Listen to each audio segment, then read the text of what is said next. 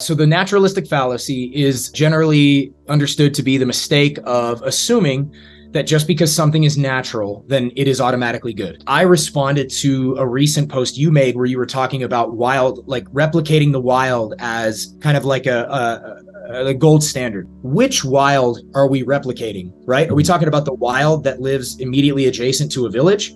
Are we talking about the wild that exists inside of a city? Are we talking about the wild that's as far from human settlement as possible? Are we talking about the wild before human arrival in a given area? In what ways is the human animal not a part of the wild? Welcome back to the Animals at Home podcast. My name is Dylan Perrin, and thank you so much for tuning in today. I have a very familiar guest on the podcast this afternoon, and that is Phil Lietz of Arids Only. Many of you should be familiar with Phil because he and Roy run the other podcast on this network, or one of the other podcasts on this network. That's Project Herpetoculture. If you somehow have not come in contact with the show, then you need to subscribe to the Animals at Home network on either Spotify or Apple, because those episodes will automatically get downloaded to your device, and it is an incredibly popular show, and I highly recommend it. Of course, I'm a little biased because it's part of the network, but it is an amazing show and you really need to be listening to it. In today's episode, Phil really breaks down how he has evolved over the last couple of years. We had him on the show a few years back, really giving us a masterclass on Uromastyx. And today we discuss what projects he's sort of left behind and why, and what he's now sinking his teeth into and moving forward with. We discussed the concept of endurance, really enduring sticking with a project for a long point of time. We discuss how to interpret selling photos or breeders' photos when they're selling animals, which I think is a really incredible, important skill set. And the majority of this conversation, sort of the latter half, is this concept of natural replication. The question being asked in this podcast is natural replication actually helpful for the captive animals we keep? And actually, even worse, does replicating nature send you down the wrong path when keeping captive animals? And I think these are all fascinating questions that Phil has raised, and I think we had a very fruitful conversation in this domain, and I don't want to say any more. Let's jump into the episode. Enjoy. All right, well, Phil, welcome back to the podcast. Thanks for being here. Hell yeah. Happy to be here, man. So excited to have you. First off, I'm just love what you and Roy are up to with Project Herpetoculture, and the podcast has just been blowing up. People love it, and I'm so happy to have it underneath the umbrella of Animals at Home Network, and it's just been so cool to watch that show develop. And I think maybe at the end of this podcast, we'll get into a little bit. I'd love to ask some questions about that too. But Your episode that we did back in 2021 is one of the most popular episodes ever recorded on the Animals at Home podcast. I think it's I want to say nearly 140,000 listeners to that episode. Wild. Which is crazy. I remember celebrating when it hit 10,000. I'm like, oh, this is so cool. 10,000 people want to listen to 2 hours talk about Euros, but it's 10x since then. So that's super cool. But It's been a while since we've been here. So why don't you, let's jump into some updates. I know there's some changes in your breeding operation and you've lost some things and gained some things. So maybe you could run through what you're up to. Yeah. So, also that was totally wild. I think there was that time really quick about the show, the first one. I think what wasn't it my episode and then the hermit crab episode that were in competition for numero uno? You guys were head to head. Who's going to break 100K first? And you did. Yeah, I had no idea. It's so weird. It's so it's really cool and a little bizarre at the same time. So I just totally awesome. Yeah. So I think there's two ways the projects here have changed, and the primary one is probably the one that interests me the most, which is, previously I was working with every Euro species that was available here in the United States. And, for a time I was doing that because I felt like it was the right way to, to progress, to, for lack of a better way of putting it, to build my resume, to get a better understanding of what I was up to, and to really feel like what I'm doing is not just applicable to one or two species, it's applicable to everything, and, to build credibility in some way, shape, or form. Right. And what I changed is that sometime last year, I decided, I had been pondering this for a long time, but I decided that I was going to drastically narrow the number of species that I work with. So I want to make sure that the distinction here is clear. I'm not working with fewer animals overall. I'm working with fewer species. And I feel like there's a couple of reasons I decided to do this. It was a hard decision for many reasons. Obviously, I care about every animal I have deeply. And, I never want to say, I'm tired of this one, because that doesn't really encompass what it is or what it really feels like, Also, I recognize the need for diversity in captive collections. And so it was a sort of like, it was in a way two competing values that I have that were kind of clashing head to head. Mm-hmm. And at the end of the day, the primary rationale that I had, or the primary pieces of rationale that I had for making this change, to reduce to three specific species: Ornata, Thomasi, and Yemenensis. And along with doing this, I sent my adult Egyptian Uromastyx to Ty Park in Florida, to his zoo down there, because they've got 15-foot enclosure. I just donated them, right? They've got 15-foot enclosures, more space than they're ever going to get here with me. And, they were doing great here. They were doing very, very well. But, part of it is also I didn't want, I felt that the Egyptians, they're just not a candidate for herpetoculture that I want to propagate anymore. They're just not, I'm not saying that there aren't people who can't. There are definitely people who can do it well, and I respect the people who can and house something like that properly and do it justice and commit the 60-year lifespan. I mean, that's great. I think that's really awesome that there are very few people that can do that, but I can't. And I know that, I bred them 3 times, 3 separate seasons, and I can count on one hand the number of people who I'm still in contact with that it's less than 5 people who show me the baby that they still have, that's growing, that's cared for correctly. And that just kind of tears at me a little bit. I don't like that. So, anyway,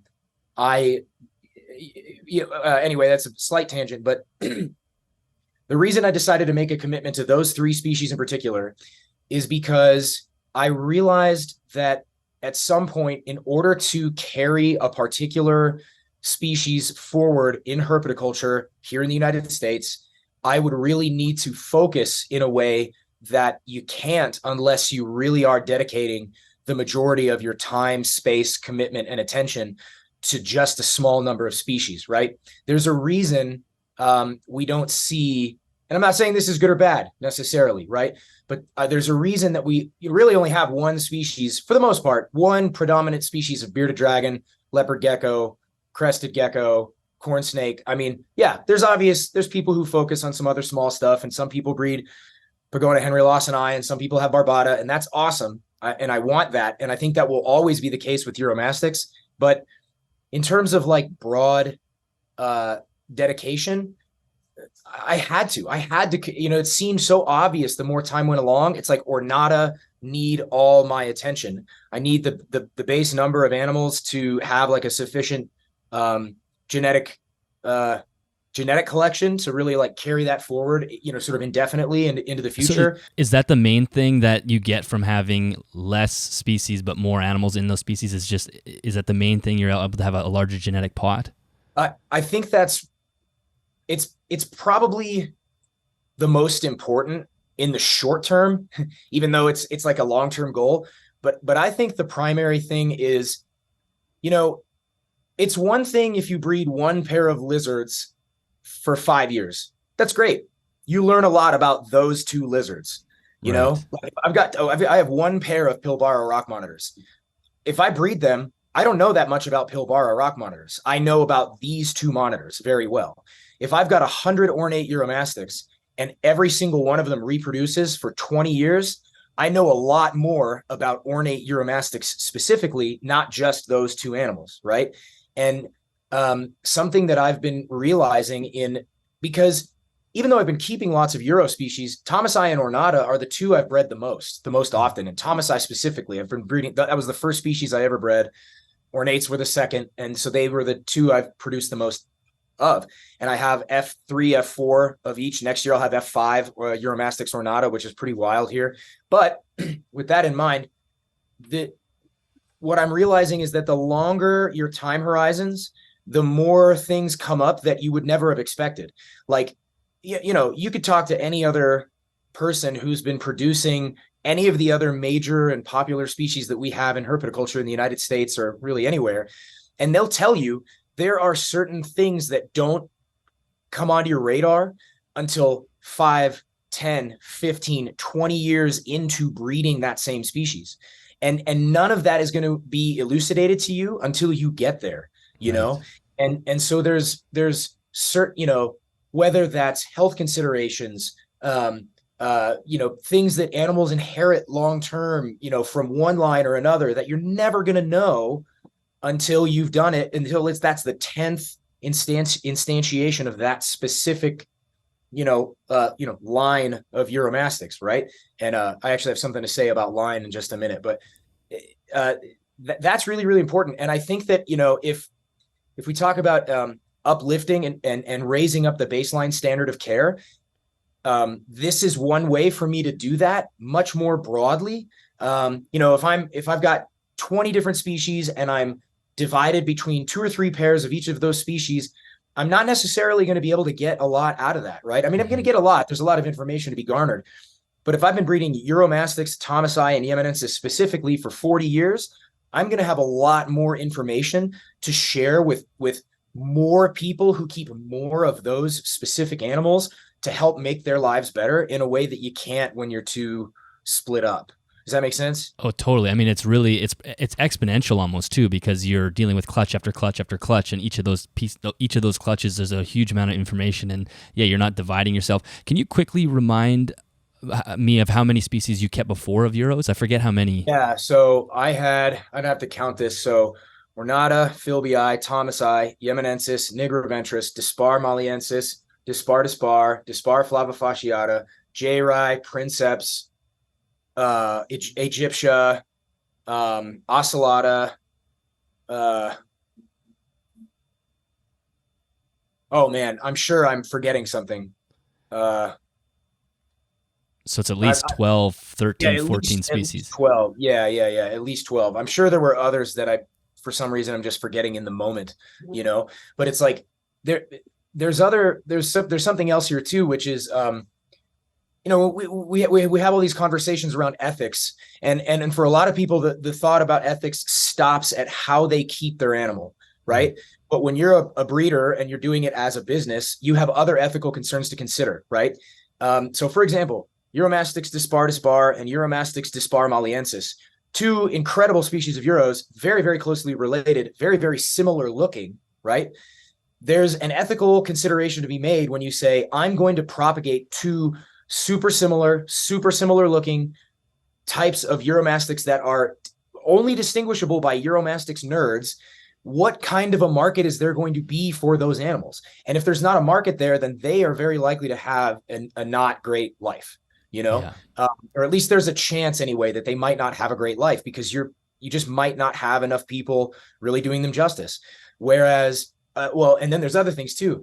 Some of these other species that I've mentioned, Uromastyx ornata, Philbii, Ocellata, maliensis, flavifasciata, all these other individuals or species, there may not, and I don't know this for sure, this is a speculation on my part, but my guess is there's not a substantial number of those animals present in this country to be able to carry a long-term sustainable colony here. I mean, it'll probably go for a long time because the animals have a long lifespan, and there are some, so it's like, it doesn't mean that there can't be some here, but Ornata in particular, and Thomasi and Yemenensis are more of just like, they're great and I want them around. But Ornata in particular is one of 2 species, Ornata and Jayri, that I think there's still occasionally brought in from the wild. There's a lot of them here. I've got, just in my collection alone, I've got 65 or 70 Ornata specifically, just Ornata. And the vast majority of those are unrelated from each other imports, right? And it's like, that's enough to carry you forward for a very, very long time. And I've got enough to just keep everything as clean cut and diverse as humanly possible within the bounds of what I have, to really see things through in a way that you can't with stuff that, like Sara loricata, another one similar to Euros, used to be Uromastyx loricata. Now they're just Sara. They got split off. There's only like 3 or 4 people in the United States who have them, and they're, say what you want, they're very likely to all be related, right? Yeah. But it's just like, it's less than a dozen individuals. That's nowhere near enough to carry any kind of colony long term here. It's just not Yeah, going to yeah. work. So there's lots of considerations there.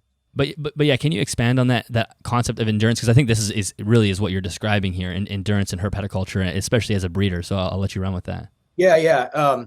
So endurance, it really came from obviously from my sports background, right? It's like it's great if you can sprint for, if we're going to use it in the context of herpetoculture, it's great if you can sprint for a season or two and produce something that you just got, like that you see it, new project alert, right? And people post up their new thing, and then just a season or two later they're offloading that same project because the marker for success is that I bred it. If I bred them, I hatched it, done, I did it, enough said.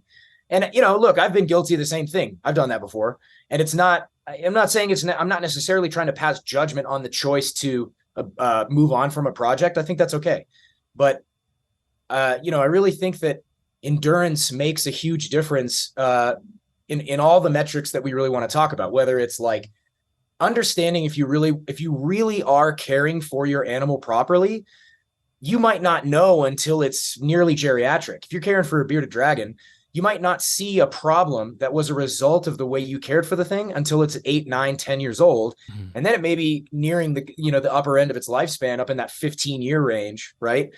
And, you might start seeing a problem and it's like, oh, I thought I was doing everything correctly. I reproduced this thing about 1 million times.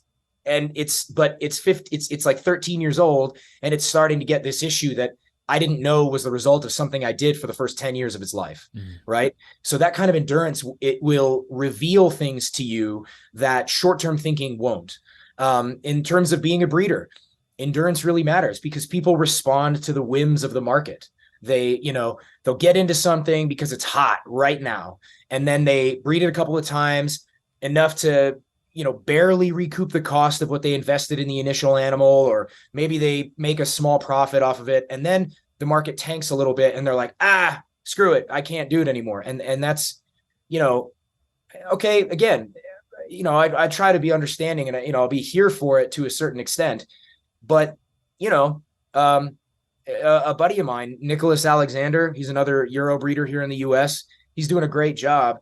And he and I have had this conversation more than once about the number of people that we see that will dive into Euros, see that there's a need, say that they're going to be, I'm committed, and these are going to be the representatives of dozens of future generations of this one species. And then the next season they're, I'm getting out of everything. All my stuff's for sale. And it's like, okay, again, not trying to throw haterade on it, but it's like, I get it. People run into money problems. People run into problems in their life. They lose a job. They get a divorce. They get it. They have a kid. I understand, but people don't necessarily value what enduring those situations can really do for you. Mm-hmm. And that would bring me to the second major change I've made to my collection here, which is I've added a bunch of really weird and obscure crap that is super funny. So for example, I've got 3 Igirnia species here now: Hosmeri, Cunninghamii, and Striolata. I've got Schneider skinks, which I actually just hatched some about 3 or 4 weeks ago, which was super cool. I've got sandfish, which I got mating and I got eggs from, but the eggs failed. I think I made the box a little too wet, which is still super cool. I've got my Xenogama Taylori, which I've mentioned many, many times, and I still have super strong conviction about. But I've made a few additions here, which are animals that people, other than the Igirnia, nobody's going to look at a Schneider skink and a sandfish and think, oh, that's the hot thing. Like I'm going to get, it's like a $30 to $70 animal, mm-hmm. right? But that's where endurance comes in. I remember a time when Uromastyx were very, very cheap. You could get $50 Egyptian imports and $100 import Ornata. And those days are gone, for better and for worse. And, having the endurance to stick with something like the sandfish, for example, I think those are the weirdest. They're so bizarre. I've known about them forever, and I've never really given them the time of day. And I just kind of saw, I don't even remember what it was. I just sort of started seeing more photos of them. I just started looking at photos of them in the wild, and I was like, man, those are cool. And, I got them in, and mine were real scrawny, and I got them back up to weight, and they're really killing it. I got them in a huge pen, and they can swim under the sand and make burrows and do all kinds of cool stuff. And it's like, dude, yeah, maybe I didn't get any babies this year, but I bet you in 5 years I'll have F2 at very least. Mm-hmm. And I bet you in 10 years, maybe if they ever shut down exportation from Egypt, my $50 sandfish might be $1,000 sandfish. You know, Exactly. you never know. And it's not even about the money necessarily. It's just like there's information to be garnered from establishing a species like that or getting them to work here that can be distributed to other people. So that way, all those imports that come in that nobody ever sees go anywhere because, you know, nobody knows exactly what they need. Well, now they can have a better way of living because there's somebody who decided to figure out exactly what they need to thrive here, you know? Yeah. Yeah, I mean, it totally makes sense. And at first, I want to shout out to Nicholas because he is the reason that you and I connected in the first place because he messaged me. So so maybe I'll put that. Does he have an Instagram or anything? Yeah, he does. He's on it. I made him get on Instagram. Oh, he did. Is it under his business or just his name? I know his name is there. It's Nicholas Alexander Uromastyx, I think. Okay, so people got to go check that out because he's the man. He's great. Yeah, he's great. Yeah. And it's so true. It's like you said, things pop up. People have to get out of certain things, but it's more about the promotion of staying, like, you know, celebrating when someone sticks with a project for a long time and learns all that information. And I did want to jump back because you had said you wanted to mention something about lines. Oh, and I thought that before we leave that one hanging, I'll let you tie that one up. Yeah. So thank you. I was actually going to bounce back to that as well. So I've been getting on this track lately of kind of trying to examine more things that a lot of people seem to take for granted inside the herpetoculture world. So for example, one thing I did was I set up, I had the two pens that I had for my Egyptian Euros. They're 8.5 feet long by 5 feet wide, huge pens. And instead of just dividing them up and adding more cages, I just decided to put one Uromastyx in one, and then put another female in there to see. So there's two now. I guess there's two in one. And then a pair of chuckwallas in the other. And the reason I did this is because there's some things that I think people take for granted, such as, if you have a large enclosure and you give you give multiple basking places and lots of visual barriers and lots of places to hide and enough space for the animals to get away from one another, then you can house animals together that are otherwise aggressive or territorial. And I think that's, well, yeah, I actually don't buy it at all. I don't think that's it at all. I think that's maybe just an incomplete description of what animals need to cohabitate properly, right? And so along that same line of thinking, there's something that I've been, thinking about a lot lately, which is this idea of lines, like, oh, these are my lines or my, this is my line of whatever. And this is a completely amorphous concept in my mind. This, I made a post not long ago about what is pure, right? Mm-hmm. This is just a line drawn in the sand that somebody's going to say, this is a line, or this is pure, and this is not the line. This is not pure. And it doesn't mean that I don't see the utility in the phrase for certain purposes. It just means that it's something that people bandy about all the time. For example, I see people post, oh, this is a captive bred Saharan from my own lines. It's like, your own lines? You don't have lines. These animals this is a second generation captive bred animal. It's not a line. This is the animal that results from a pair of imports you got 5 years ago. That doesn't qualify as a line from my perspective.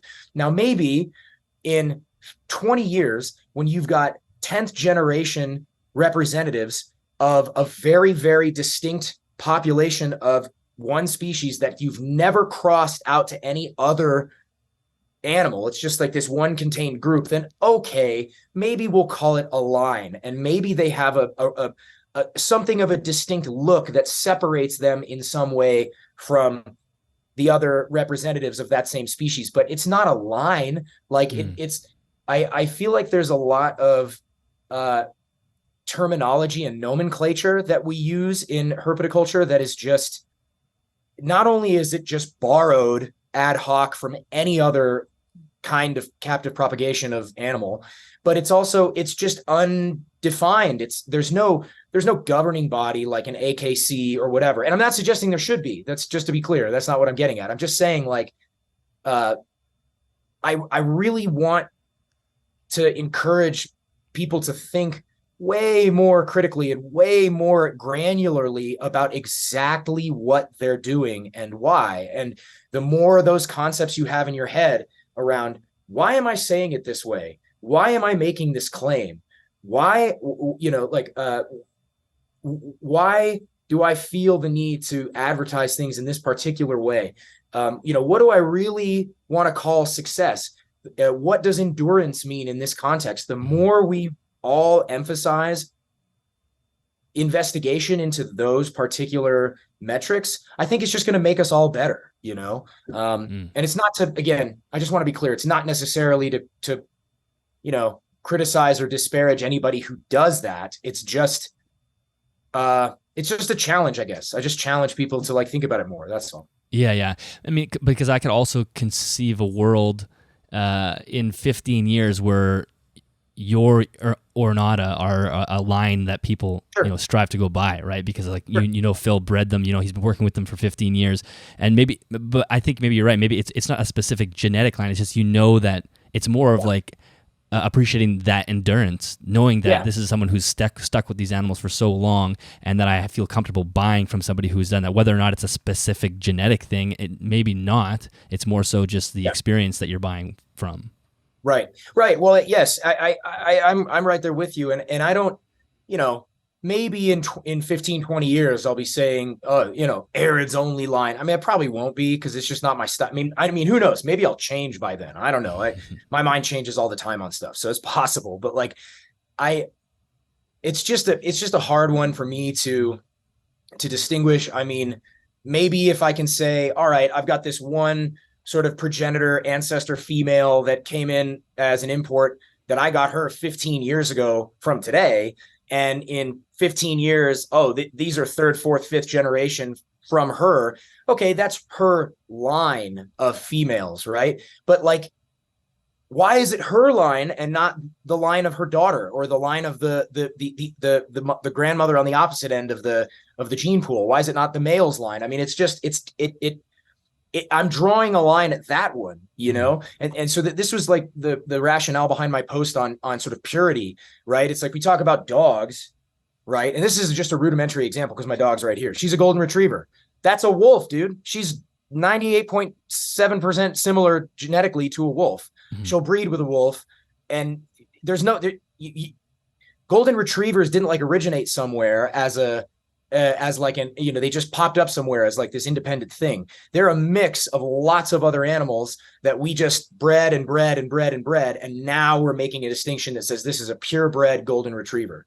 And it's like, okay, it's not that I don't see the utility. It's just that like, it makes a lot more sense in a dog that's been bred for millennia than it does in a reptile that's been bred for 20 years. Like to me, it's like, at what point does it become pure? At what point does it become this line? At what point does it become unrelated, right? Like every albino leopard, every Tremper albino leopard gecko on Earth is related to one another to some degree. Yeah. Now, obviously, it's not related in a way that's problematic or detrimental to the animals because they're bred with so many others. But it's like, there's no unrelated Tremper albinos. You can't have that. Like, it's not how they all came from one damn animal, you know? It's like and it's okay. That's great. I love Tremper albino leopard geckos. They're beautiful. Like, it's just it just feels like it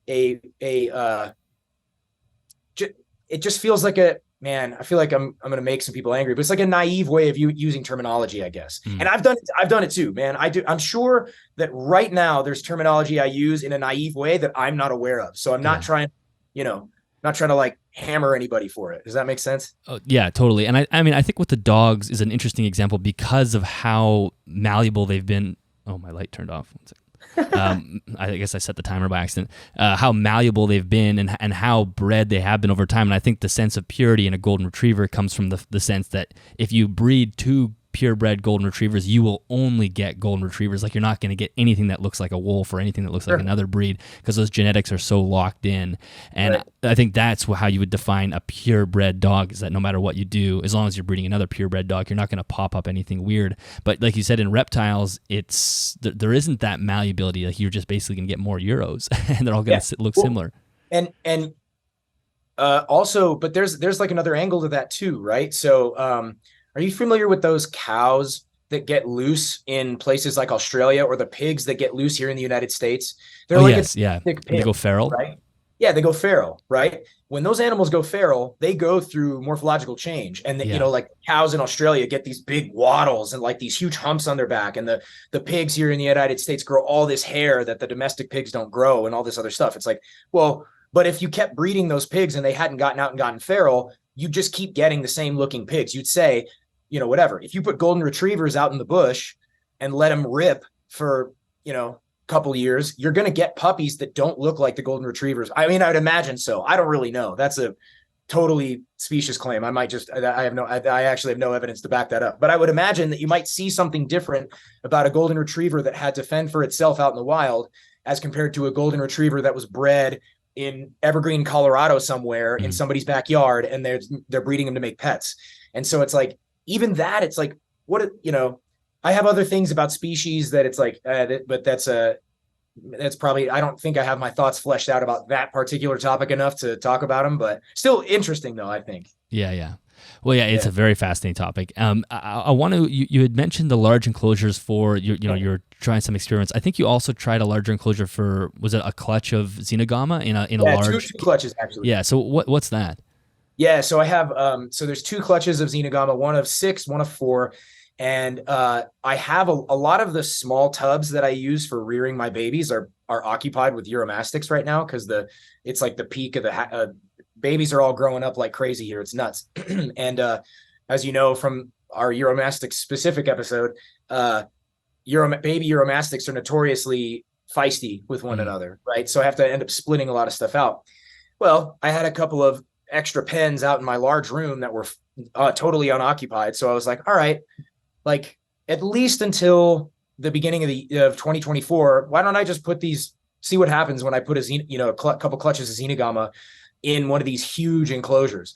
And it's a little different with a Xenogama because they're so small when they hatch. They're genuinely an inch long. They're like they're tiny lizards. And I put the clutch of 6 in a 6-foot diameter kiddie pool pen, and I put the clutch of 4 in a 4-foot by 2-foot stock tank, like a trough. And you know, I had already been seeing aggression between the clutch of 6, and actually now there's not a whole lot. At least I'm not noticing it in the same way.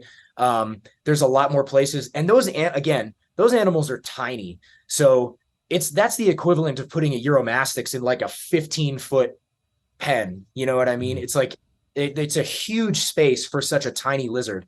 And it's nice to see. It's kind of cool. I mean, I definitely still see some chasing and some bickering, but you know, when they've got like that much space to kind of bail from one another, so far they seem to be doing a little bit better. But it's only been, I don't know, a week maybe for each of those. So I'll probably make another post, you know, when it's been like 3 months of that, and say, all right, I noticed these differences when I house them this way, as opposed to when I housed them in smaller tubs to get a little more ease and convenience out of the rearing.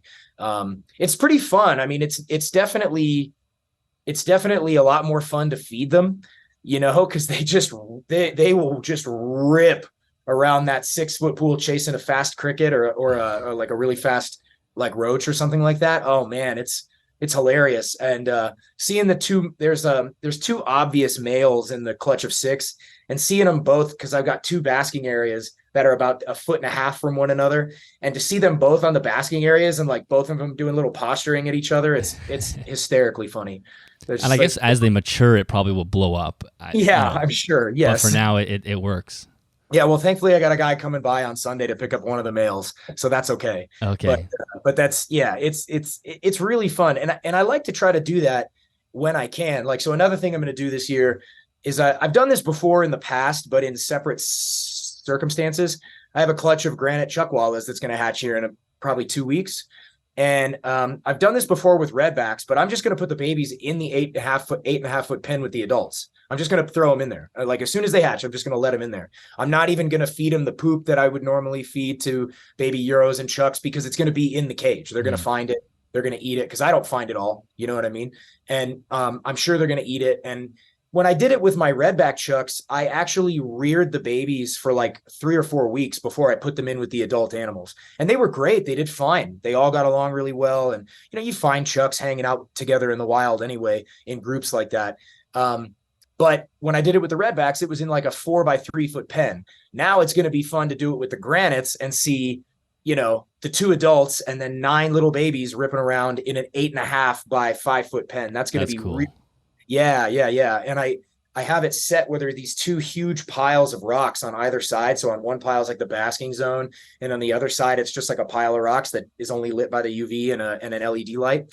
And I have this little, there's like this little gap between a couple of the rocks where I'll just jam an entire head of endive or turnip greens or whatever, and I'll leave it in there. And over 3 or 4 days, the adults would just come over and rip it apart and pull whatever they want to eat off of it, and then run back to the basking area. And it'll last for a few days. And what I'm hoping is to get some pictures of all the babies and the adults all like group chowing on this big old head of greens, like jammed into the rock. I'm really excited.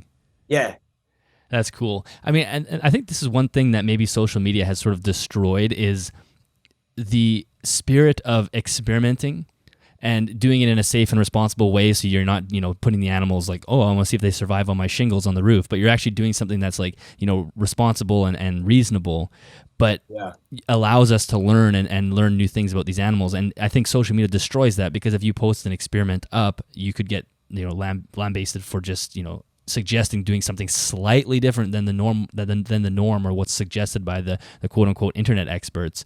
And I think that experimenting is the only way we can actually push things forward. I just want to take a short break from today's episode to thank each and every one of you for tuning in today. If you would like to show more support for the podcast, you can do that by checking out the show's sponsor, Custom Reptile Habitats. There is an affiliate link in both the YouTube description and the show notes. If you do make a purchase through that link, a commission comes back to me at no extra cost to you.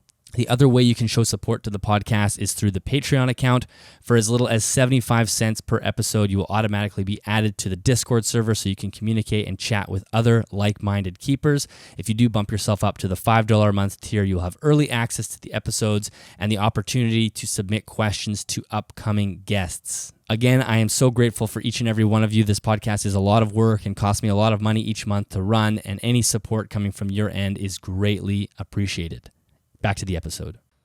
And I agree with you. And I also think it's a willingness to experiment is basically the same thing as saying I'm willing to make mistakes, right? It's like, we conflate mistake with animal injury or animal abuse. And it's like, they're not always the same thing. It's just like, I could be wrong, but not stupid. You know what I mean? But you could, you could be a very smart person who's wrong. Like I heard somebody else talk about this in some context. I'm sure I heard it on a podcast somewhere, but it's the same thing as experimentation in herpetoculture. And I feel like right now is probably the best time ever to be a herpetoculturist in some way. Like, we are right at this cusp of not only like a rapidly expanding industry, but one in which that's really about to grow in a lot of ways in terms of infrastructure and collaboration and exposure in a way that like it's like being into Brazilian jiu-jitsu in the early 2000s. It's like it's blowing up in a way that you just don't have any idea what's coming down the line. And like right now is the right time to experiment, because you have all these people on any end of the ideological spectrum in our industry who are telling you this is definitely the wrong way to do it, and this is definitely the right way to do it. And there's lots of people with really, really diverse opinions on that. And, it's a great time to just throw all that shit into the blender. All that stuff into the blender and just say, I'm not going to listen to, I don't think any of you are absolutely correct. I'm going to try something else. I'm going to expect, like this is not intended to toot my own horn, but like, I think I've said this before, but I think the only thing that set me apart with Uromastyx is the fact that I keep them solo for the majority of the year. Like they're just cows by themselves most of the time. They get lots of interaction with each other from time to time, but they're not forced to stay with one another all year round. And that nobody was doing that when I was first working with Euros. Nobody. And in fact, it's still very, very rare for people to house Euros solo. And I feel like that's something super simple. Like it's not even an intelligent kind of experimentation. It's just an experiment that happened to work out. And it's like we work in an industry that is absolutely ripe for experimentation and growth and creativity. I mean, it really is the best time to be a herpetoculturist. You can do so much, and it's a wide open, it's like the Wild West, man. It's like you could get into sandfish and just decide like, hey, let's see what happens when you breed sandfish for 5 years. You never know. It could go nowhere, or it could be a massively useful thing for you, for the animals, for a group of people who didn't know they loved these weird little scaly worms that swim through the sand like tremors. It's awesome. Yeah. They look like if you asked a child to draw a lizard, like just a weird body shape. They're so bizarre, and these tiny little beady eyes and no external eardrum, and like they're wild, but dude, they're really cool. Like I love throwing a pile of mealworms onto the sand because they'll like heat up under the basking lamps under the sand. Oh, right. That's cool. And then they'll come out. And so what'll happen is sometimes I'll know I can see them squirming under the sand, and I'll throw a pile of mealworms on it, and they'll boil like koi and just come out and start ripping everything. I'm like, it's awesome. I've been watching them on the camera, and I'm seeing, you see like mating behavior between a male and a female, and then you'll see those ones go into a burrow, and then another pair comes out, and then you see mating behavior between that male and that female, and then they hit the sand, and then another one. It's really cool, man. It's so fun just to try stuff.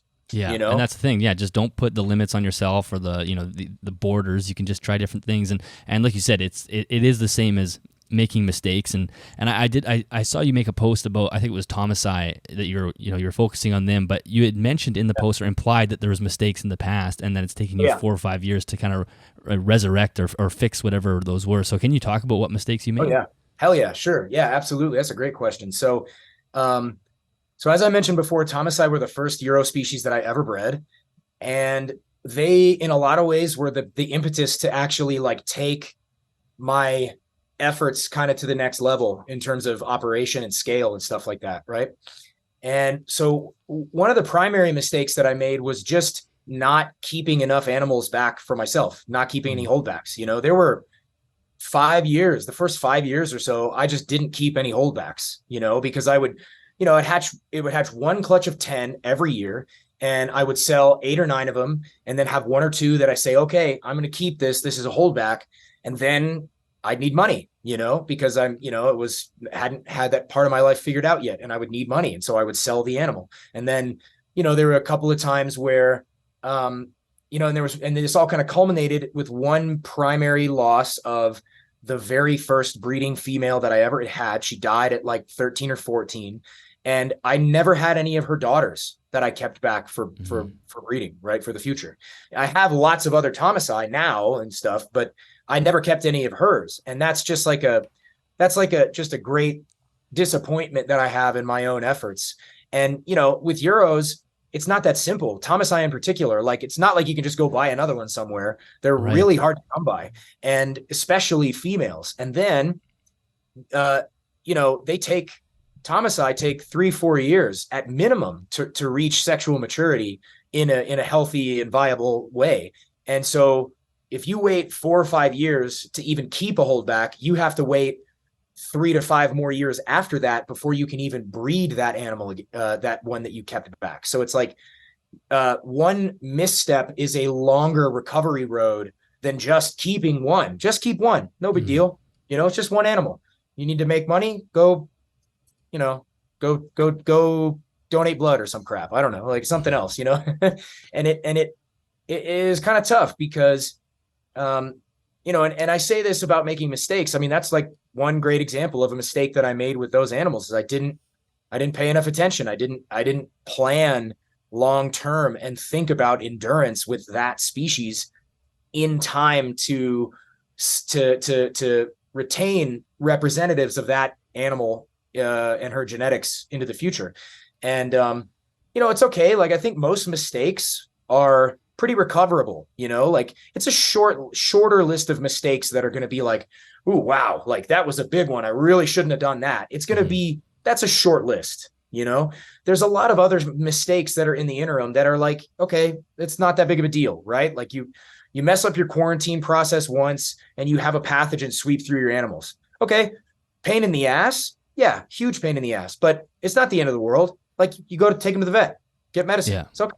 Like it's going to be a bummer for the animals and you should avoid it at all costs, but it's not not recoverable. You can figure it out. And, I think the more confidence you have in your ability to like recover from mistakes and it's an opportunity to extend that out into the world that only tends to report its successes.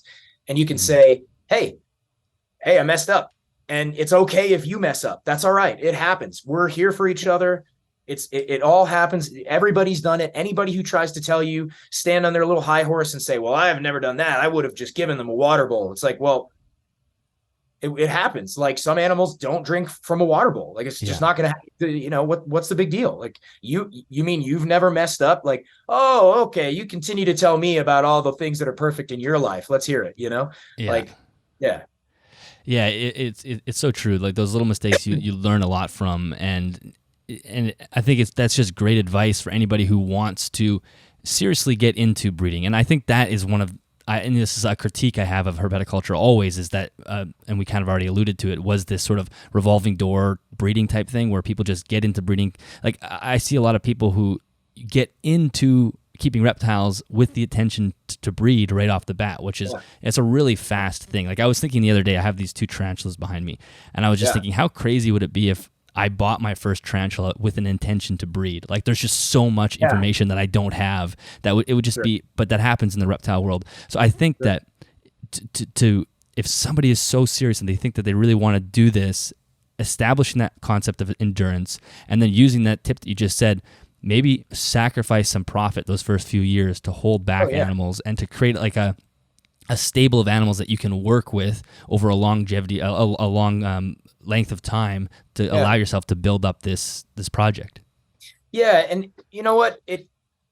It's like, I guess in one way of putting it is it's about like sort of widening your aperture, right? So if you have like this single goal on like, jujitsu, right? I talk about jujitsu all the time. And I teach jujitsu every day. It's my other major career and passion in life. And it's like people come in, and I see this all the time. Brand new people come in and they think, all right, my only goal is to tap everybody else out. Well, okay. I mean, if that's the only thing that you're going to use as a metric for success, you're going to have a rough road ahead of you, because the reality is you start jujitsu, you're going to get throttled for years before you tap anybody else out. At least anybody else who's like been training for longer than you. It's going to be a long time before you submit anybody, right? But if you open up your idea of what success means, maybe I didn't get tapped as quickly this round. Maybe I'm escaping bad position more frequently than I used to. Maybe I'm lasting a lot longer in a round before I find myself physically exhausted. Maybe I'm stronger than I was 3 months ago. Maybe I didn't get my triangle and my arm bar and my choke from the close guard today. Okay. But I got pretty close, and I got a lot closer that time than I did 3 weeks ago. That's fantastic. You can apply the same thing to your reptiles. Okay. It's like, so I got those sandfish, right? It would have been awesome if the sandfish eggs that I got were just like the Schneider skink eggs that I got, and they hatched in 30 days, which totally blew my mind, by the way. But they didn't. So what? I got mating, I got eggs, that's a huge step in the right direction. Yeah. And it's not as if that's the last time that's going to happen. It's going to happen again. There's 6 animals and they all look phenomenal. Like, you're going to do it again, you know, and I'll have information from this round of mistakes to advise the next time I run into this, you know? And so just having again, a wider aperture, a wider sense of like what qualifies as good and bad, what qualifies as a success and a failure. And then if something is a failure, how do you take that internally? Do I say, darn, I messed up and I'm just never going to do this again? Seriously? Are you really that fragile that you fail once and you're giving up altogether? Come on, man. Like give it another shot. Give it, you know, like, no, it's not that big, but you don't have to try indefinitely. It's a good skill to know when to say, no, I'm done. I'm moving on. That's hard to do for a lot of people, but I think it's a lot harder for people to say, I failed once. Hey, so what? Let's give it another shot. Not a big deal. It's not the end of the world, you know? Yeah. It's totally a time scale thing. You can't, I always use the analogy of like a stock market graph. Yeah. Where if you really zoom in, you could be looking at a chart that looks like an absolute like avalanche. Like, oh my God, if you invested in this, you're done. And then you just zoom out 3 or 4 weeks and suddenly it's actually an uptrend, but you can't tell when you're so zoomed in. So it really is, there's actually no way to tell if what you're experiencing is good or bad in the moment. And so exactly like you say, we can just try again, do something different. Sounds like you're trying to sell me on Bitcoin, Dylan. Yeah. No, but it works in the other direction too, right? So like in the good times, this should temper your idea about what is a success also, right? So if it's also very difficult to tell what is bad in a given situation until you have more information, it is also true that you don't know what is good in a given situation until you have more information too. You know, like I just bought this. This bag of random, it's a Korean mix of beans and wheat and all this other crap. And I don't feed I feed very, very little dry food to my Uromastyx, right? And I got that and I posted it up to show people like, hey, I'm going to give this a shot. Like, I'm just going to try it. I have no idea if they're going to like it. I don't know if it's going to be good. I'm just going to give it to a few euros. We'll see what happens. And I had people who like immediately responded, went out and bought the same thing and said, my Euro loved it. And they fed it right away. And I'm like, that's great. That doesn't mean it's something that you need to now have in the diet all the time. Yeah. You know, like it's an experiment. And if I'm just sharing with people that that's an experiment for me, it might be the absolute wrong thing to do. I might go in and find that 3 of my animals are constipated because I've never fed them dry food and I just gave them this. And then that's my bad. I got to live with that and I got to take them to the vet and whatever. But like, it also could be great. It could be a nice addition to their diet. And I probably won't know for a few years. Exactly. You know?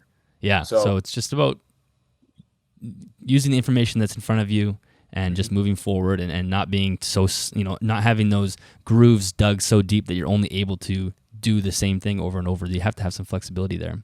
And when you're working with the animals, that's how it is. You know, no 2 animals are the same. So it's always going to be a gray, give and take. That's just how it is. I want to, since we're kind of in the realm of breeding and some tips for breeders, you also posted a list of great tips for buyers when it comes to purchasing things. And it was just essentially around the concept of interpreting photography and photos of animals. Can you run us through that? Yeah, hell yeah. This has been a long-term kind of interesting, something I really feel strongly about because I've had, and specifically over the last 2 years, I mean, this has happened forever, but over the last 2 years in particular, I've had a huge uptick in people who have either been scammed by people online, people who have been misled by where they bought their animal from, or people who received an animal that had some kind of damage or injury or malady that they then were responsible for taking care of. Mm-hmm. And when these folks reached out to me, I said, hey, you need to go right back to the person you bought it from, get your money back, send them back the animal if you want to. You can keep the animal, but you better demand your money back. And if they don't, you hold them publicly accountable. Right. Mm-hmm. And they were like, no, I don't want to do it because I'm not trying to blow up their spot like that. I'm like, I don't care. It's not a bit.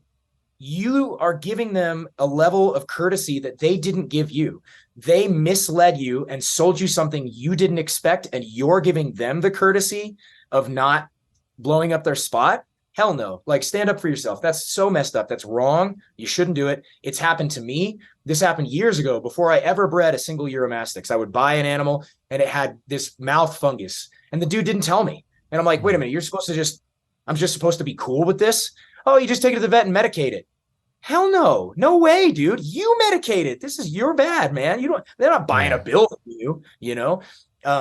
And so a lot of it comes down to interpreting the photography of the seller in a very, very, just a measured way. So make sure that whatever photo, it can be a single photo can show you the entire animal in a way that you can be reasonably confident that there's no injuries or maladies that you're not aware of, right? So you see certain people holding a lizard and they never show you the face. Well, lo and behold, you only saw an angle of the face that was good. And when you got it, you realize that lizard has a big overbite, or you realize that it's got a gum infection on one side that the seller didn't tell you about, but they knew it was there. And then you could call them on it and they're going to say, oh, I didn't notice it. It's no big deal. Just take it to the vet. It's like, that's not sufficient, my man. You have people who get scammed. So making sure to ask around, ask to see if other people know the seller that you're talking about. Take the images that the person is saying, like, here's the animal for sale, and bringing it to somebody who you trust and say, does this animal look okay to you? Do you think this is an all right person to buy from? Have you ever heard of this person? Right? Those are great things to do. Checking the color of the animal, right? A lot of times with things like ornate Euros and panther chameleons and bearded dragons and everything, leopard geckos, people want to make them look really, really, really good, and so they'll enhance the image, right? It's really easy to do. You on your iPhone, you can hit edit, and then you can go under hue saturation, and it's just a slider. You just increase that slider. And a lot of people who are unwise enough to mislead you about what that animal actually looks like don't have the awareness to look at the entire picture in the background. So they'll have a picture of their animal sitting on a neon blue pillow, and then they won't notice the neon blue pillow because they're only paying attention to how that animal looks. And then they'll post it up and say, well, check out my amazing whatever. And you're like, well, I can tell that photo is a little altered, right? And for a long time, I thought that this was just a set of skills that I had acquired through working in both photography and illustration, where I know a lot about image editing and image manufacture, and so you would see these artifacts of messed up photos, and it's really not hard for anybody to spot, and if you just give it enough time. Another one is blurry or badly lit photos, right? Taking a good quality photo of your animal is exceptionally easy with this fancy little device right here. It's so easy. You could take your animal outside in the shade on a sunny day and just tap your screen for focus, and you've got a great picture of the animal that you're trying to sell. All right. And if a lot of people for some reason can't or don't want to figure out how to take really good pictures. And so they'll post up stuff for sale and it's a horrible image, or it's an image of an animal that, like, they put the animal out in the sun for 30 minutes to let it heat up and look its absolute best physically before they take the photo. And then they send it to you, and the animal is like covered in feces because they don't clean the cage that much. So the other thing you can look for is look at the rest if they're on Instagram and they're selling something, look at the rest of their profile. Do they have pictures of their setups that look nice and clean and well-maintained and well-lit? If so, you can usually reasonably guess that you're probably going to get what you paid for, right? If we don't have reviews in the same way that we do, reviews are a thing, right? But it's not as common in herpetoculture as it is in other industries. So you can't just Yelp some herper that you want to buy from.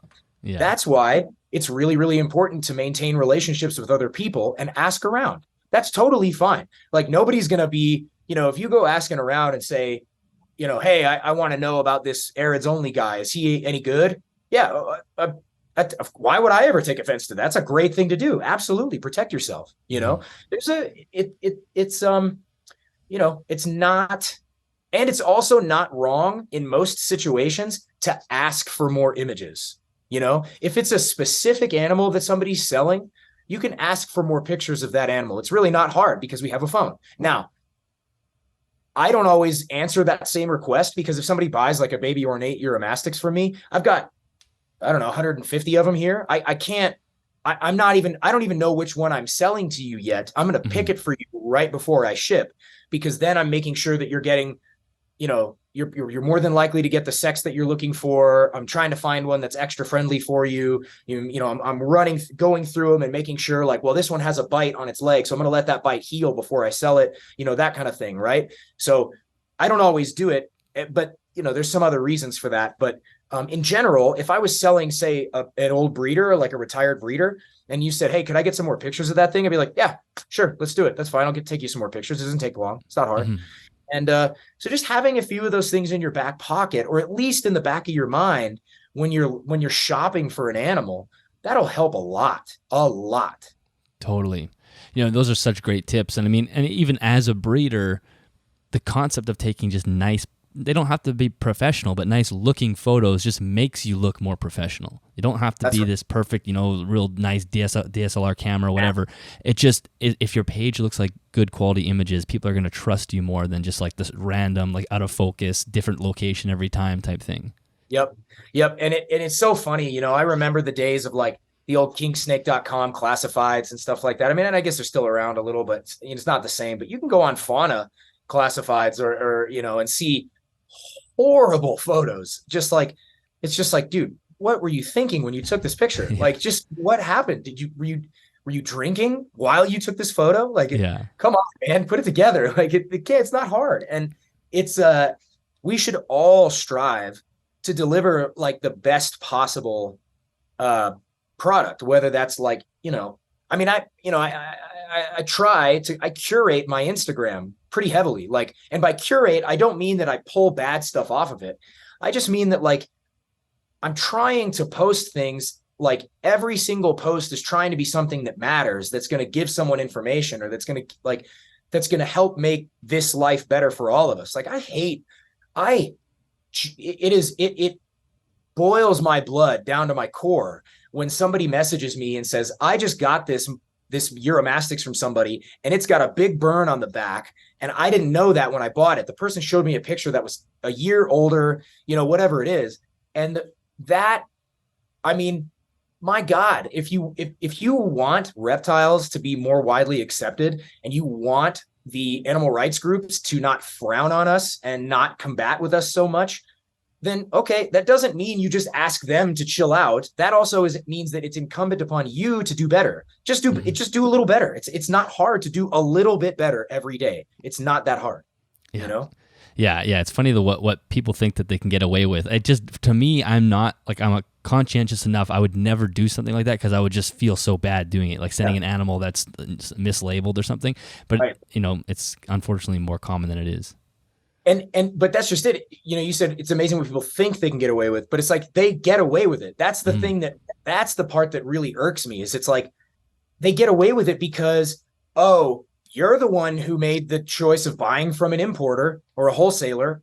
So that shouldn't mean I get like a shit animal, or I'm so sorry. Oh no, you can, go ahead. So it doesn't mean you should get a low quality, poorly cared for creature. You should still get a good animal, even if you buy from a place that doesn't specialize in that creature. You know, if it's not okay that there are people who sell that kind of thing regularly and that nobody calls them on it because they're afraid of backlash or looking like a baby or whining about something. No. Like, it is probably high time that we all normalize a level of accountability inside herpetoculture where you hold people who are selling animals to a high standard, because it's not that hard to meet those high standards, you know? And if there's injury, just be honest, you know, like just say, hey, this animal, like I had a Yemenensis 2 years ago, hatch missing the bottom half of one leg. Weird. I gave it away. Like, I just had somebody, I don't even think, I can't remember. I might've charged them like $100. And I said, look, this thing has no leg. Like, and they're like $1,000 animal. Like, if you want to pay me $100, I'll ship it to you. It's yours. Good luck. You know, like, this animal's awesome. It deserves a good home, but it's not a breeder, you know? And so, and just be honest. If you, I sent a euro to someone last week, and it had a little bite on a toe that I didn't see, and they sent me a picture, and they were like, "Hey, is this normal?" I'm like, "No, that's my bad. Like, I am happy to give you some of your money back. Like, it's just a toe. It's not going to hurt him at all, but I understand. I didn't see that before I sent it out to you. That's my bad. I take full accountability for that. Like, if you want, I'll even replace the animal if you want, Yeah. And like, no, it's just a toe. It's no big deal. And that's true. It is just a toe and it's no big deal. But you should be honest about it. Be upfront. Like, if you bought a car and you didn't, there was like a ding in the back end of it and you didn't know, you'd be like, well, it probably should have been a little bit cheaper because it's got this ding on the back that I have to fix now, or the battery was dead when you bought the car. It'd be like, well, it's not really what I paid for, So yeah, like you can still drive it with the ding, so who cares? Well, it's like, no, exactly. that's not the point. Yeah. That's not the point at all. It's just about just be cool, man. Just be cool. Yeah, I think that's a good tip. Okay, let's jump into your other post that you had made about, I think you called it the naturalistic fallacy. And I think this is a really interesting conversation. And I think I think we probably agree on a lot, and maybe we disagree on terms of how to explain certain things, but maybe we'll find out, I guess. So why don't we, do you want to lay it out and then we'll kind of go from there? Yeah. So the naturalistic fallacy is generally understood to be the mistake of assuming that just because something is natural, then it is automatically good.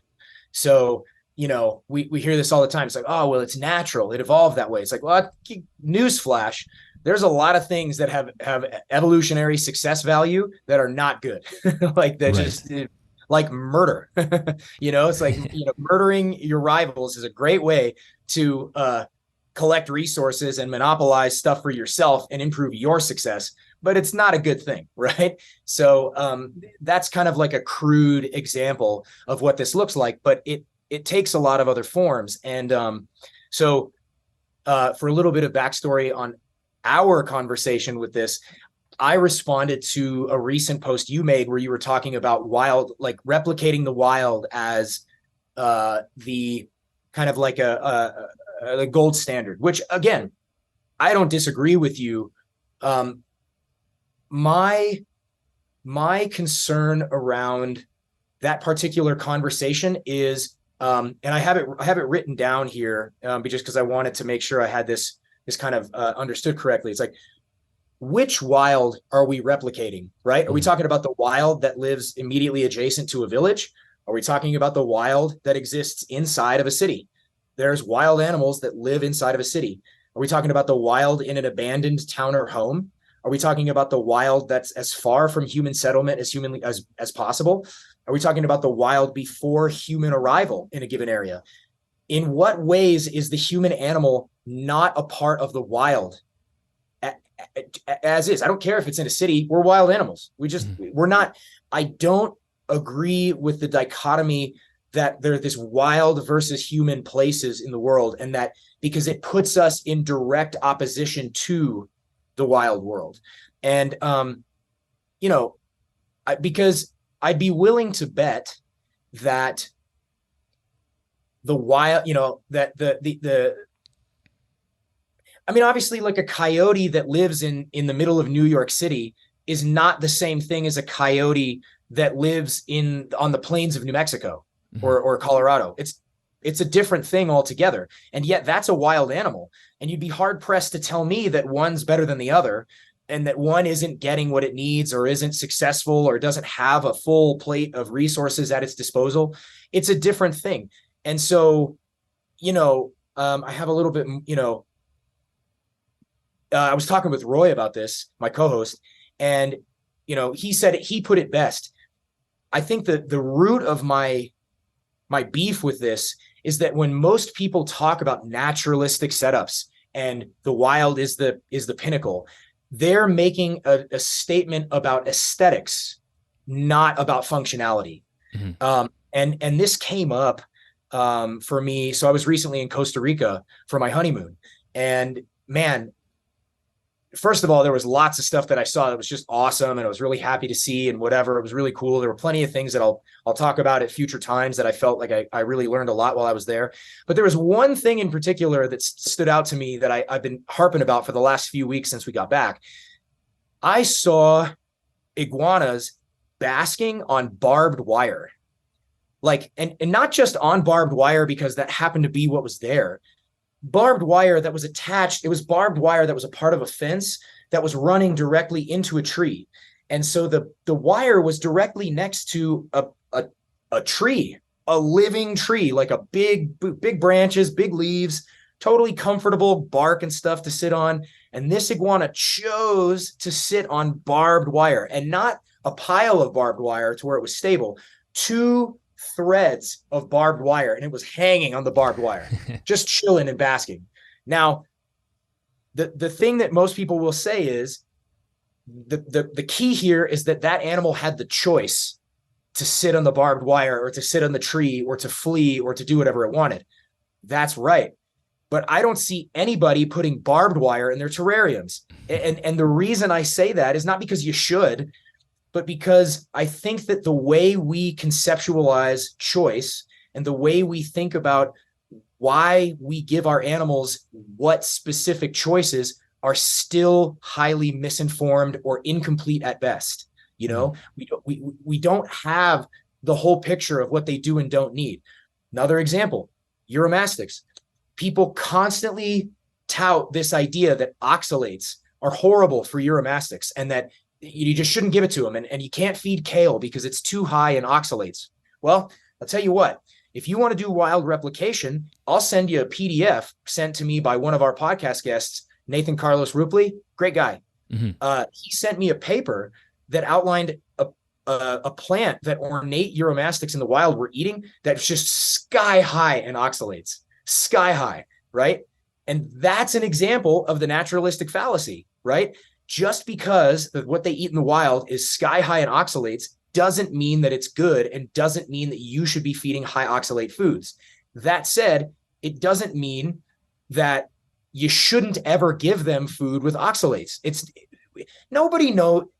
I would be willing to bet money that there's not a person on earth who knows what a high oxalate diet does to captive Uromastyx. Not one. You know, and the best case scenario is going to be some vets who have seen weird stuff that they suspect comes from high oxalate foods. Maybe it comes from the food. Maybe it comes from the way you set up the animal and not the food itself. I mean, there are so many ways to break apart choice and break apart what we ought and ought not to offer animals. You know, we so often talk about the fact that in captivity, one of the beautiful things that our animals don't have to deal with is predation. Well, maybe it's a good thing. Like, you know, Eric Haycraft, another one of our wonderful guests on Project Herpetoculture, he talked about how he would swing fake birds, like the ones you'd get for like a cat toy. He'd swing these birds around the enclosures for some of his animals to spook them and make them run. Okay. It's a hilarious. I love the idea. There's a Connor Jones made this great meme of Eric Haycraft scaring the hell out of his reptiles, and it's really funny. But like, yeah, okay, maybe am I going to do that? Maybe not. But like, that's a cool example of like, I don't know anybody who ever thought of scaring the hell out of their reptiles for the sake of giving them a little bit of realistic wild stress. You want to talk about wild replication? Let a snake go in a lizard cage. There you go. See how good that how far that wild replication takes you, right? And so I don't mean this at all. And you know this, I'm not disparaging you or your video or that claim, because I agree with you. I just frame it and I know this is long-winded. I'm going to try to make this a little more concise here in just a second. But a metric that I really like is, what is this animal expecting when it comes into the world? Because that's completely distinct from whatever the wild that animal looks like in my mind, right? When I was in Costa Rica, we went to restaurants where there was geckos mating on the ceiling. I bet you $1 million that animal didn't evolve at a restaurant, right? But that restaurant fulfilled a certain set of evolutionary expectations that those geckos were looking for. So as soon as you remove the aesthetic part from the equation, and even though I don't think you have to, I think the aesthetics are also a really good thing to talk about. But remove aesthetics from the equation, and you've opened up your idea of how you can provide for those expectations. Mm. Yeah, I mean, I agree with a lot of that. I think a big problem is that we do, as humans, I think, try to categorize things so black and white. And you're right. Like there's the classic thing of thinking about the past or the evolutionary past. Is like, at what point do you choose to replicate something? You know, this is evolution is a constant process that's happening all the time. There isn't just one, image set in time that you can use to draw from. And I think the premise that I always try to start from is that welfare will increase when you give an animal something to interact with.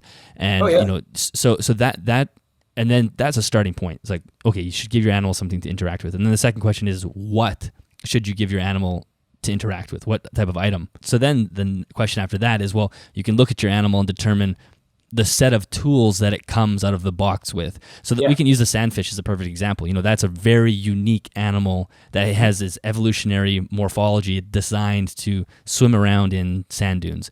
So then that indicates some of the enrichment that you could provide. And I think the natural range or the native range or the wild will give you some of those indicators. But at the same time, animals are incredibly adaptable and can use all sorts of different, like, I love when I see enclosures that are like a barn, where somebody establishes this like real old style kind of barn wood for like a rat snake or something. I think that's super cool. And it's sort of like your gecko example. You're still providing it with the enrichment that it has evolved to use in a way that doesn't look aesthetically natural, still man-made. But I think in the end, there's no difference of welfare there. Yeah, exactly. And I, and again, I sometimes I think I've had people who maybe misconstrue, either A, they're misconstruing what I'm trying to say, or I'm doing a very poor job of delivering what I'm trying to say.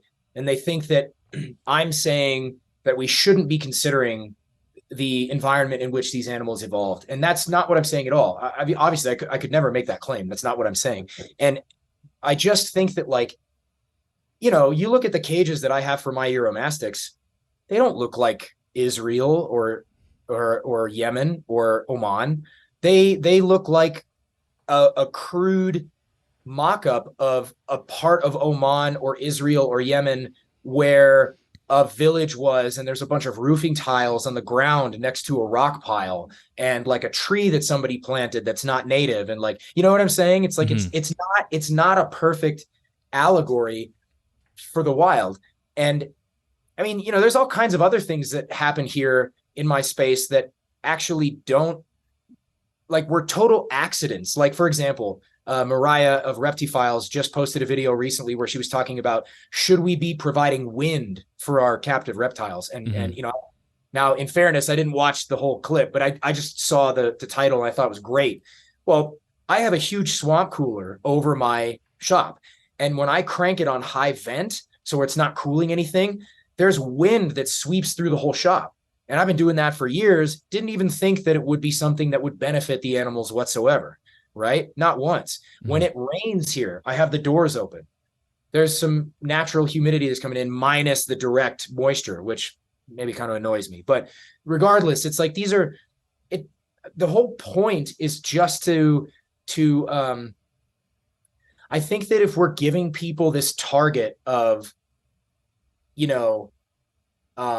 you should be giving the closest thing to the wild to your captive herps as possible. Technically, that's not incorrect, but it maybe just doesn't send a very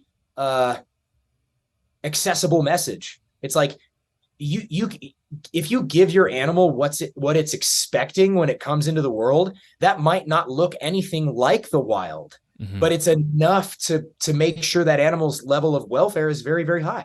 Yeah.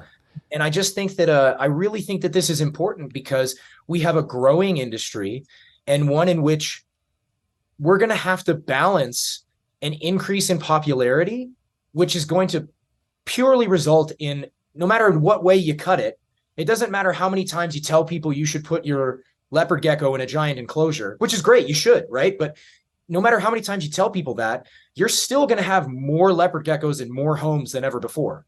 Yeah. So, I feel like if we maybe meet people in the middle and say, here's where they come from, and here's kind of what they would normally see in the wild. But, you can do this with a deli cup, you can do this with a sandwich Tupperware container with sphagnum moss in it or damp cocoa fiber, and you're achieving the same thing. That's okay.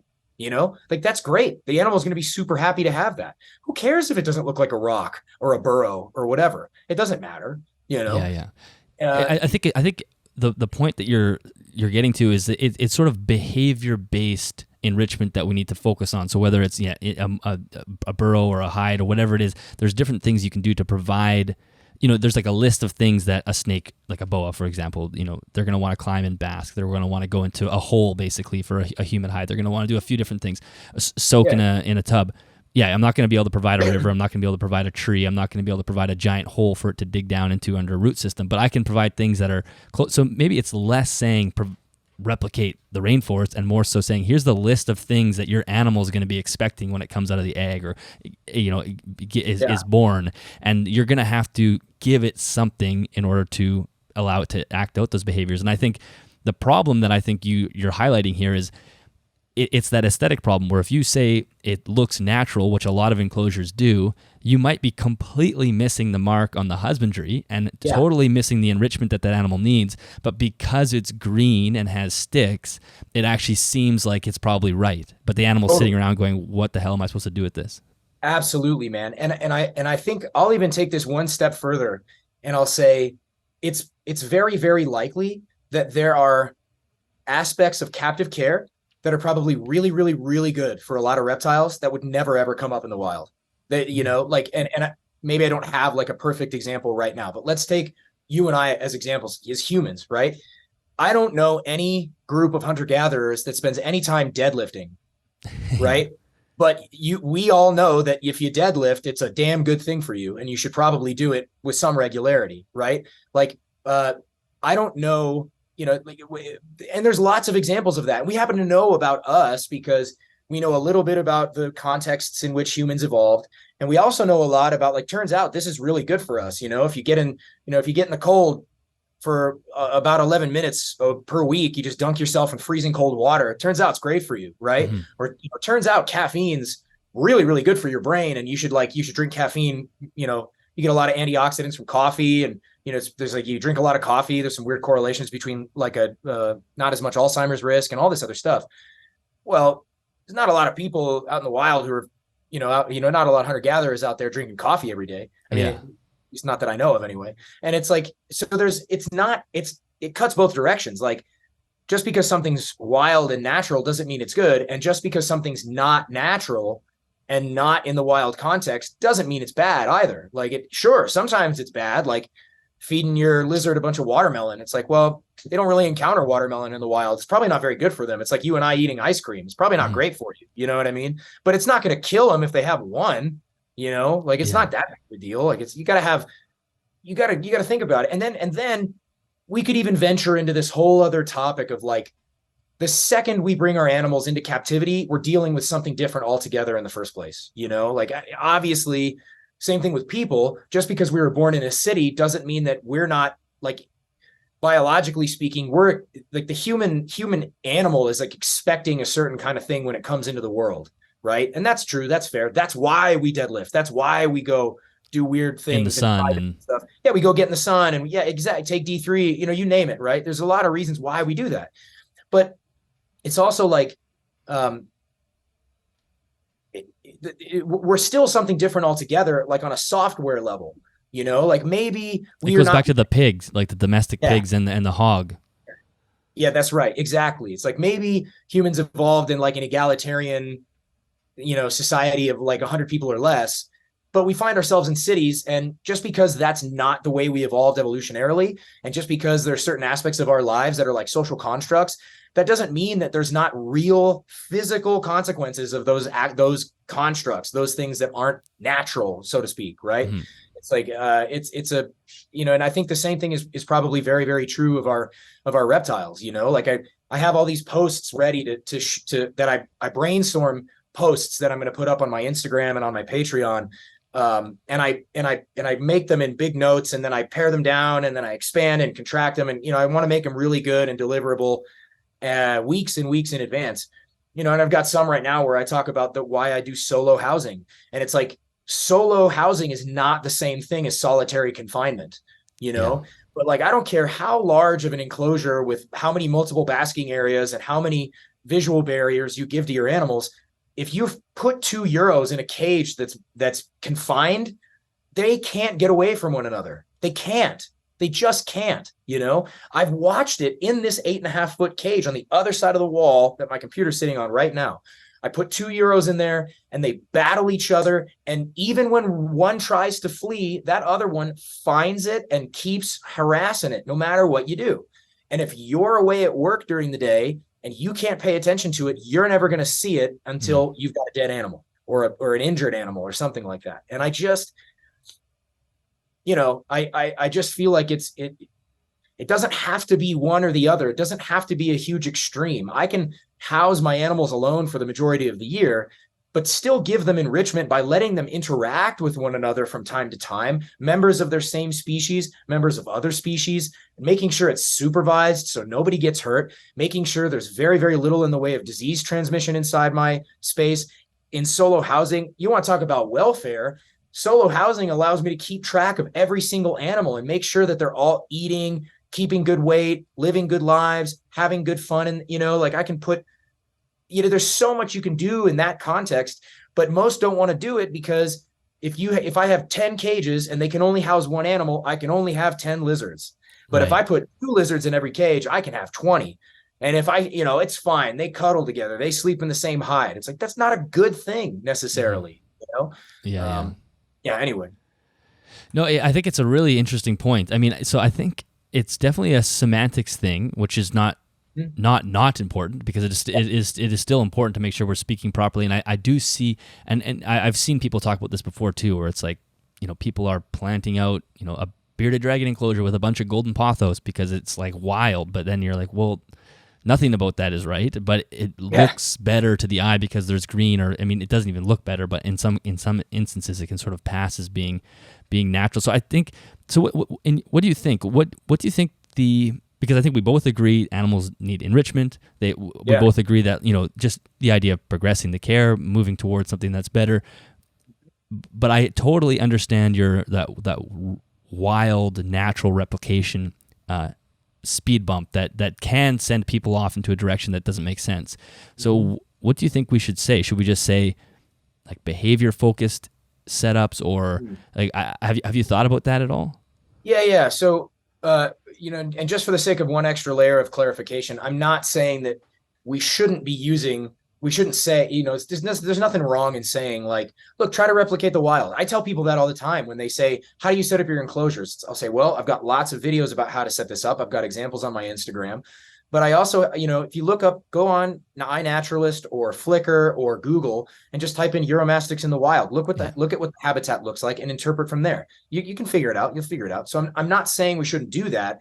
I do have problems with that certain subsection of our hobby that sits on a high horse and has a holier than thou attitude about the way they think everybody should be housing their animals. That I have a problem with, right? But it's not what we're talking about here. So I really like the metric of what is this animal expecting, because, if I talk about a Uromastyx, I can talk about what that animal is expecting without ever invoking the wild, right? I can say this animal is expecting a certain kind of diet, a certain kind of heat spectrum, hiding places, and things to do in the enclosure. And that can look like a lot of different stuff. I remember years and years ago, when I was a kid, there was some books that I was reading about green iguanas. And there was a person in those books, there's a photo of a couple of enclosures, and the person had taken cat trees. Yeah. Taken the rope post of a scratching post of a cat tree that was like 4 feet long and extended it horizontally across the top of this enclosure as a platform for this iguana to climb on and bask. And that's a perfect example of something that doesn't look like the wild at all, Mm-hmm. but is an awesome perch. That's a great perch. That's a really creative way of giving an iguana something that it can utilize and play with, right? I think that, you know, how many people have an enclosure for the reptile that they change around regularly or move something in the enclosure regularly? How many people put something totally weird in the enclosure for your animal just to look at and say, what the hell is this thing? You know, I put a roll of toilet paper in for my Egyptians before I sent them to Florida. And they were like pork chop was coming around and like hissing at it and like hitting it with his nose. And then he like bit it and flung it and then he chased it.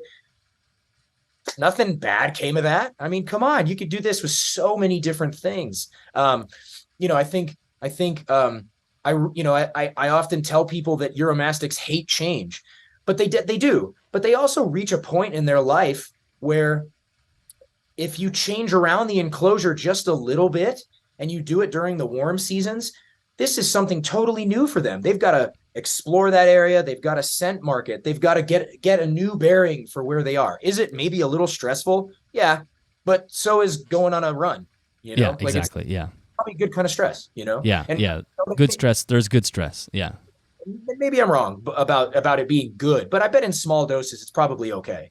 You know, and so, you know, and admittedly, some of these choices are going to lead to a specific look in the way you practice, right? So the way you want to keep is probably going to dictate the way your space looks.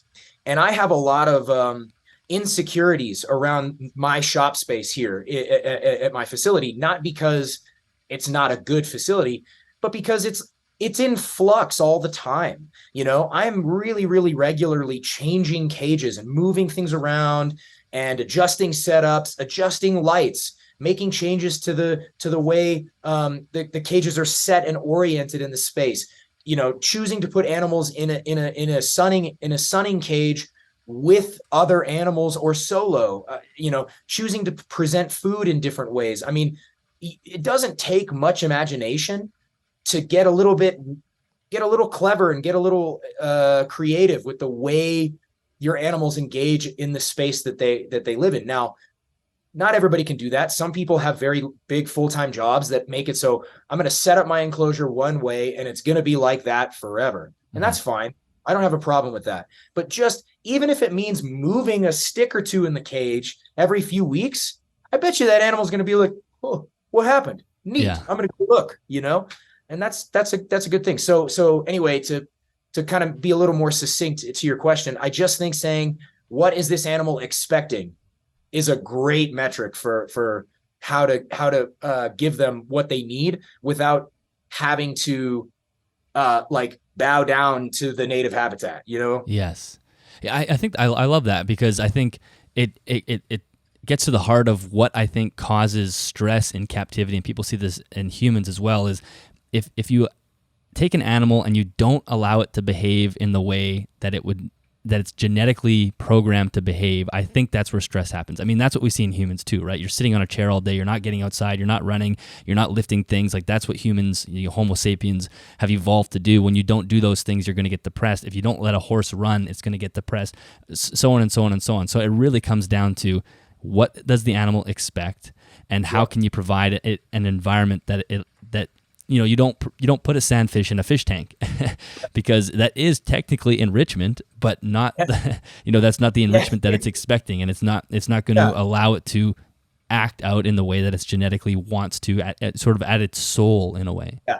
And it's and so much of this stuff is masked as like a welfare choice, right? So another example is like when I hatch baby Euros, for so long, I just put them on paper towel, right? I put them in a setup with paper towel and a bunch of stones and other stuff.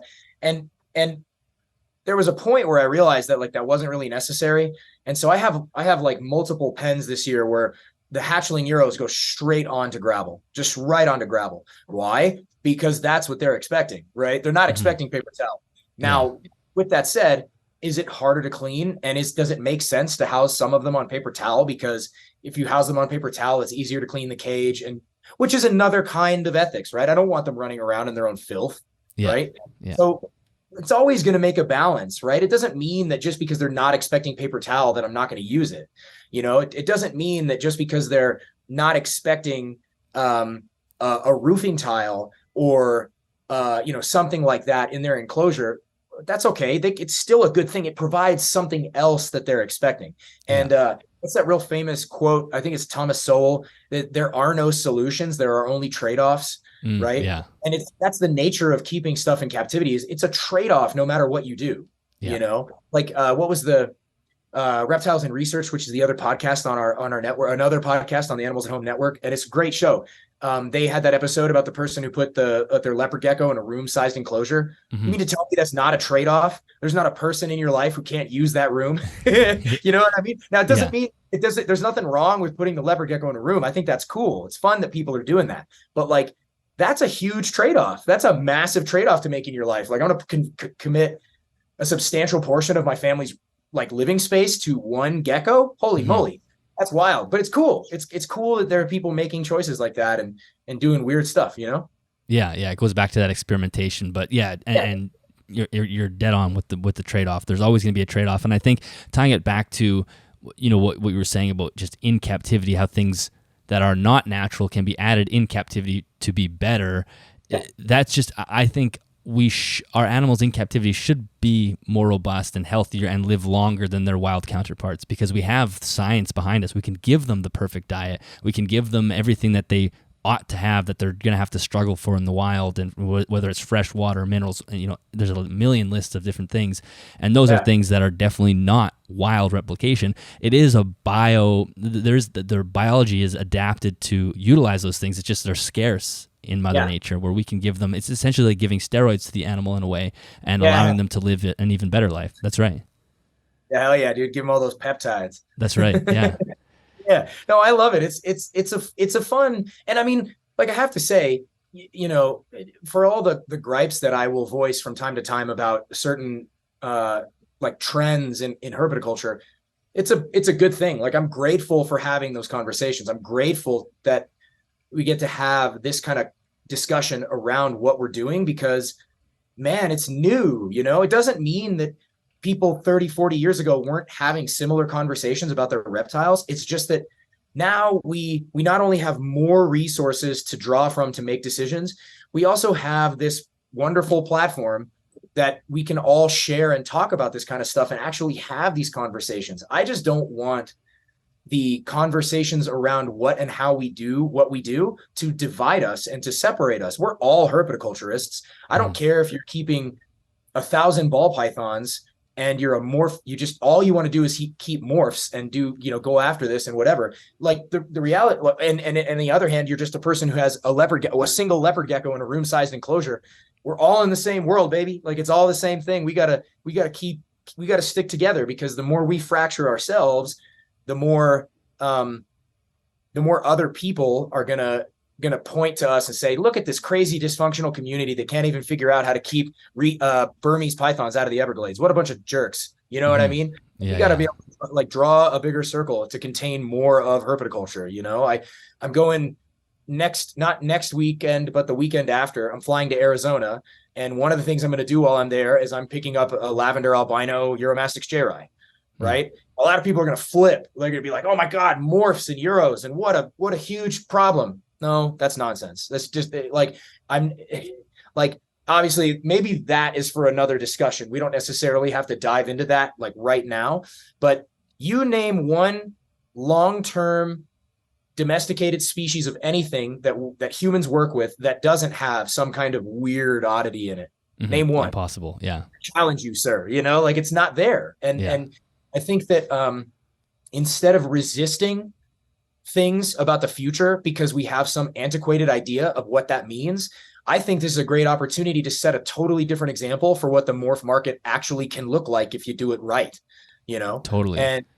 And so, I always say, like, it would be an impossibility not to have that, because if I was to breed an animal and I get the litter or the clutch, I'm going to take the two that look the best and breed that's just what you do. So you're essentially, like, I have a carpet python, a jungle carpet python, super bright yellow and very dark black.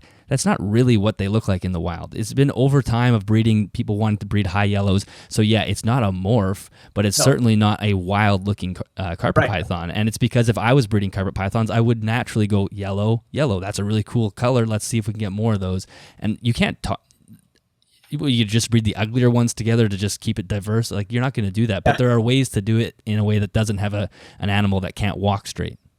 Right. You're right. Yes, exactly. And you said something great there. Like when you said, well, you're naturally going to choose the ones you like best to breed together. And I think what you're alluding to there is that it's impossible to remove the human influence from the animals we keep in captivity. You can't. Exactly.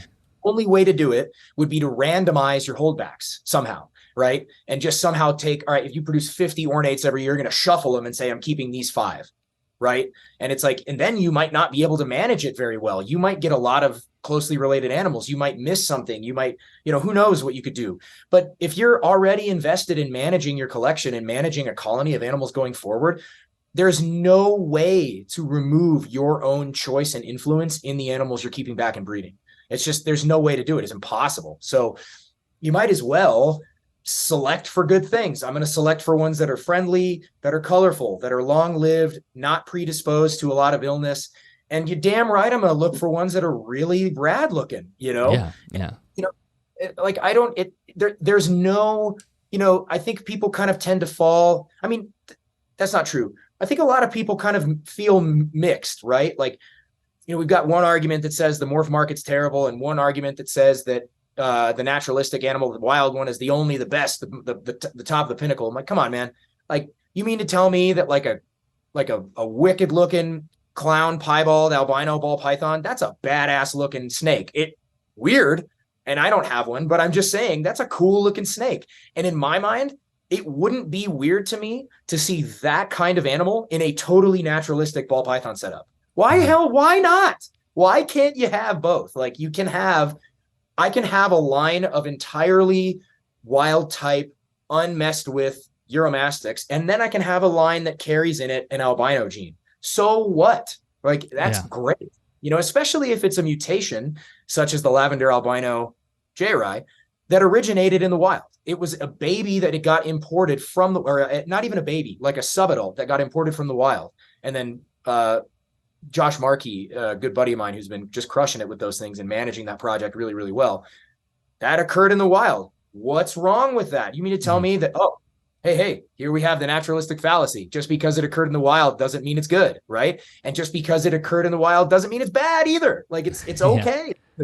Just be cool, man. And it's just about responsibly moving forward with those types of things, because it is easy to get into the inbreed to make a giant clutch of, kinks, tails, animals. But, getting back to one thing that you were saying, just in general, us becoming more cohesive as a community, it's a lesson that I learned when I was an athlete. And I wonder if you had a similar experience, although because you're in a combative sport, it might be different. But when I was slightly more immature, like in my late teens, early 20s, I hated the people who I competed against. Like, I just taught myself to just really, really hate them. Like, I know that they're in other provinces across the country and that, we're like battling for these positions. And so I would see them on pool deck at meets and I would hate them. And then eventually, you're warming down after a race and you get to talking and you're like, oh, this is actually a really good guy. We have a ton in common because we both do the same thing. And then you become friends with them. And then the last few years of my racing career were, you are competitive and intense in the moment, in the racing, behind the blocks. But once the race is done, you certainly don't hate them. You're actually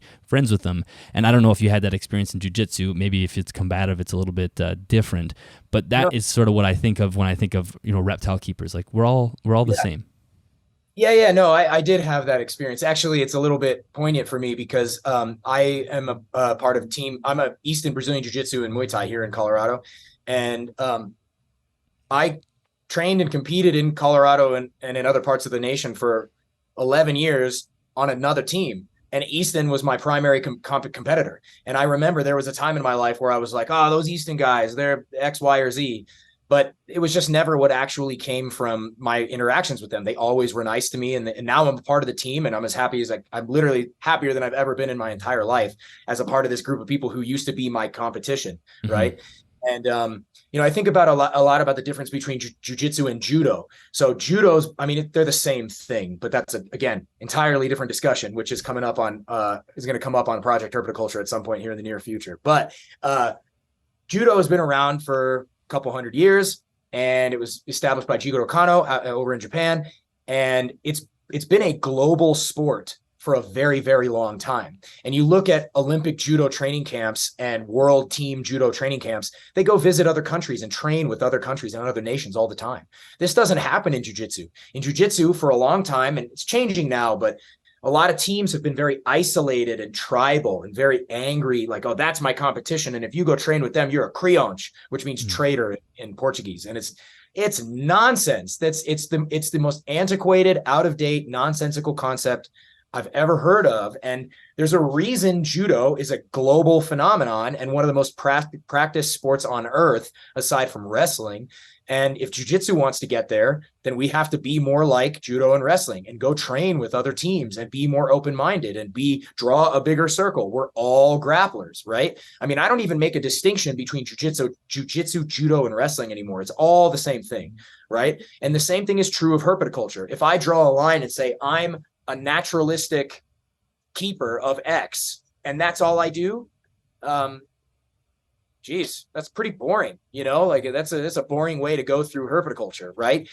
My pages on Instagram that I follow in herpetoculture, it's everything from the weirdest morph market extremes all the way to the most intense, naturalistic, individualized, high level care. It's all awesome. And I follow aviculture, the birding world, the bird keeping world. You try to follow aquaculture, I follow amphibian keepers and breeders. I mean, I can't imagine focusing my sites just on Euros and nothing else and not paying attention to what else is going on. And boy, you can't create good work in a vacuum either. So good luck doing anything of interest if you're not paying attention to what's going on around you and not appreciating and being grateful for all the other people who contribute to our ability to do this. Exactly. Yeah. And yeah, there's so much each party can learn from each other, where if it's just constantly fighting, then that information doesn't get transferred, and then we just continue to deviate along the way.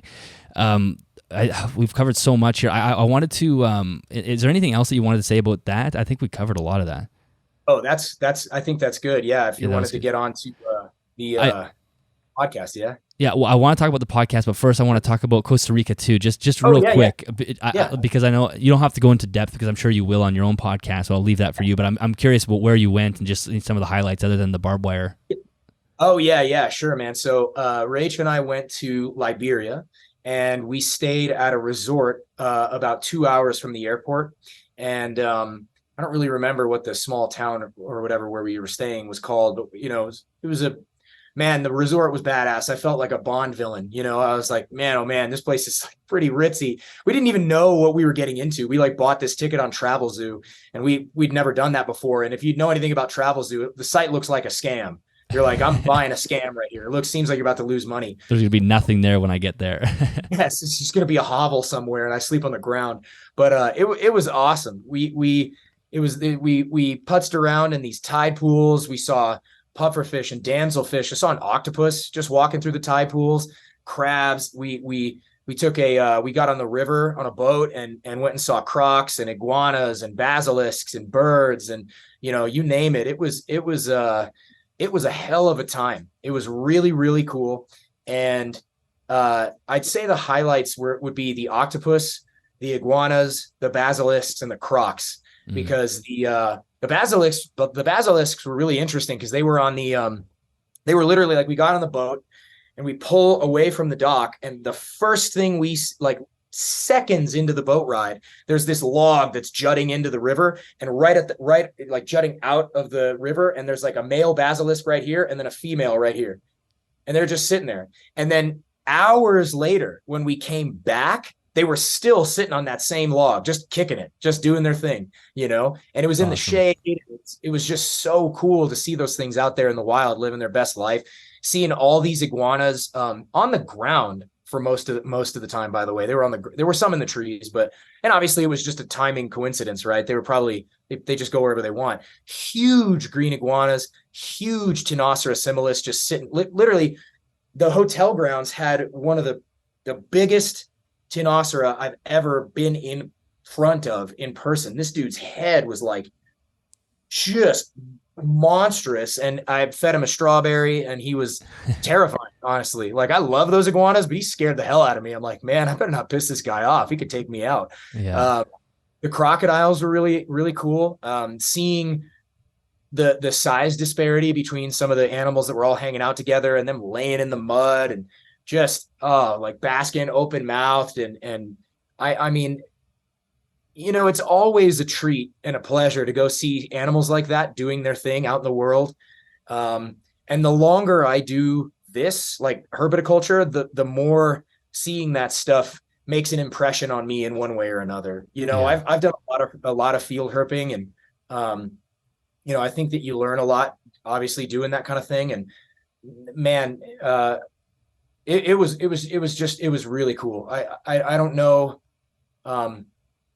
You know, nothing makes me happier than like sitting and sipping a coffee and seeing a bunch of spiny-tailed iguanas in the tree right next to me, just hanging out, doing their thing. And I'm like, hey, check these guys out over here doing their thing. You know, they were eating grass.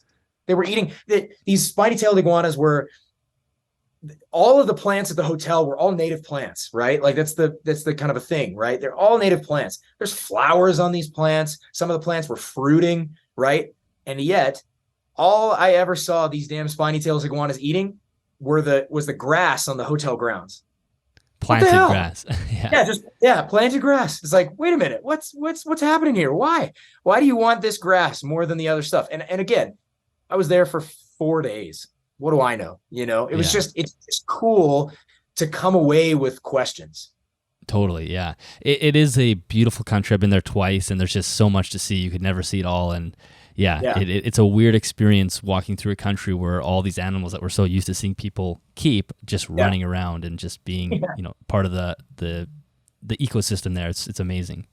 Yeah, it is, man. It's really cool. You liked it too? What were a couple of highlights for you? Oh God. I mean, just the scenery is beautiful. I mean, I have to remember kind of the first time I went, I think it might have even been Liberia, I forget, but I was training there. So we spent like 10 days. So a lot of it was swimming, but the next time I went was more traveling with some friends, and we just the rainforest itself is just so beautiful and incredible to be in. And you can't even really describe it. You have to be there and feel it. And the people are amazing too. Like they're probably one of my highlights. Just the locals are so nice and gracious. And it was awesome.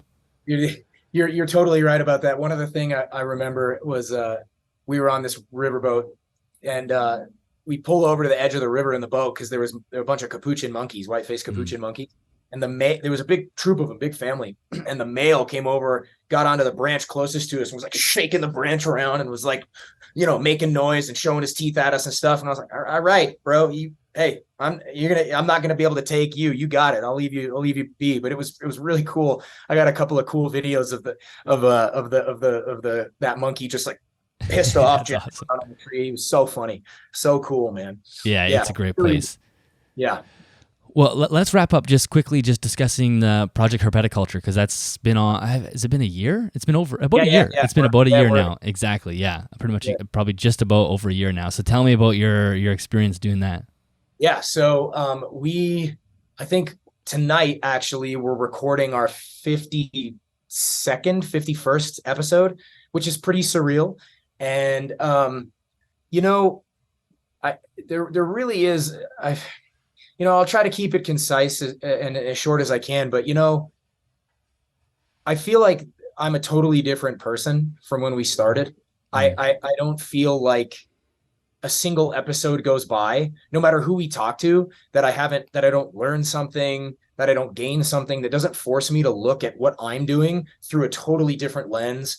I'm floored by the positive response we've had from so many different people who reach out just to tell us that they like what we're doing, or that they appreciate what we do, or that this episode they loved, or they hated that one, or whatever. You know, I mean, I actually haven't heard a whole lot of negative for the most part, which is cool. I'm sure it'll come eventually, and maybe I haven't heard it because I don't listen.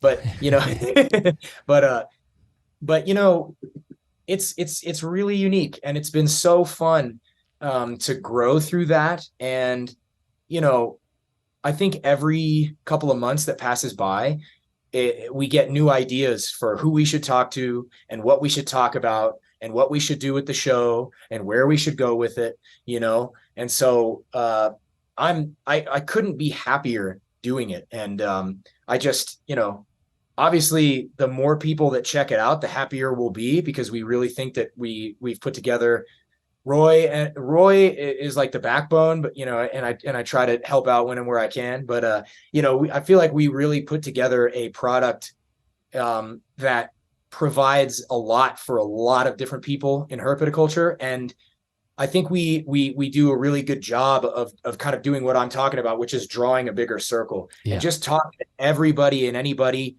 And it's I mean, I really have nothing but good things to say about the entire project of the show. It's amazing, and I couldn't do it. You know, Roy, again, you know, Roy's really the man. You know, granted, I was the one who reached out to him to say, hey, we should start this show. I mean, he balances me out both energetically and intellectually in a way that I think is like a serendipitous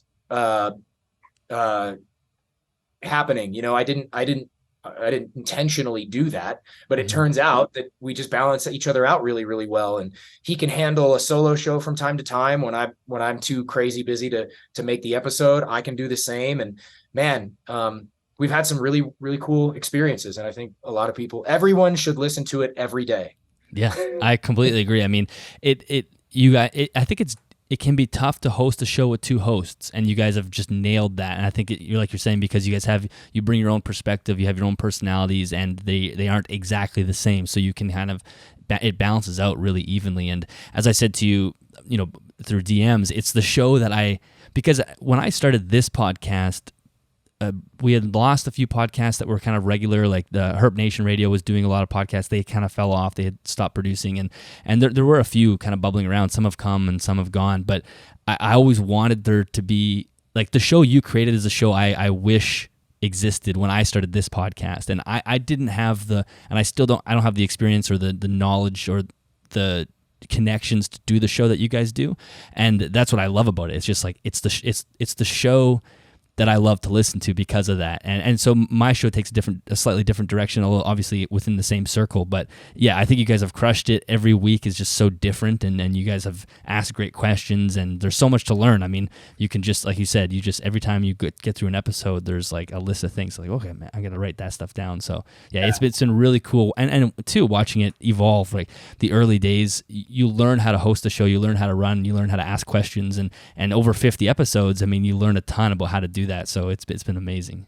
And thank you. That's really cool to hear. You know, we wouldn't be able to do it also without you and you hosting us and giving us like a platform for this, because there's so much about that's way outside of our wheelhouse. And we really appreciate anybody who's putting in the kind of time like you are, that we are, that you really like are dedicated to this world.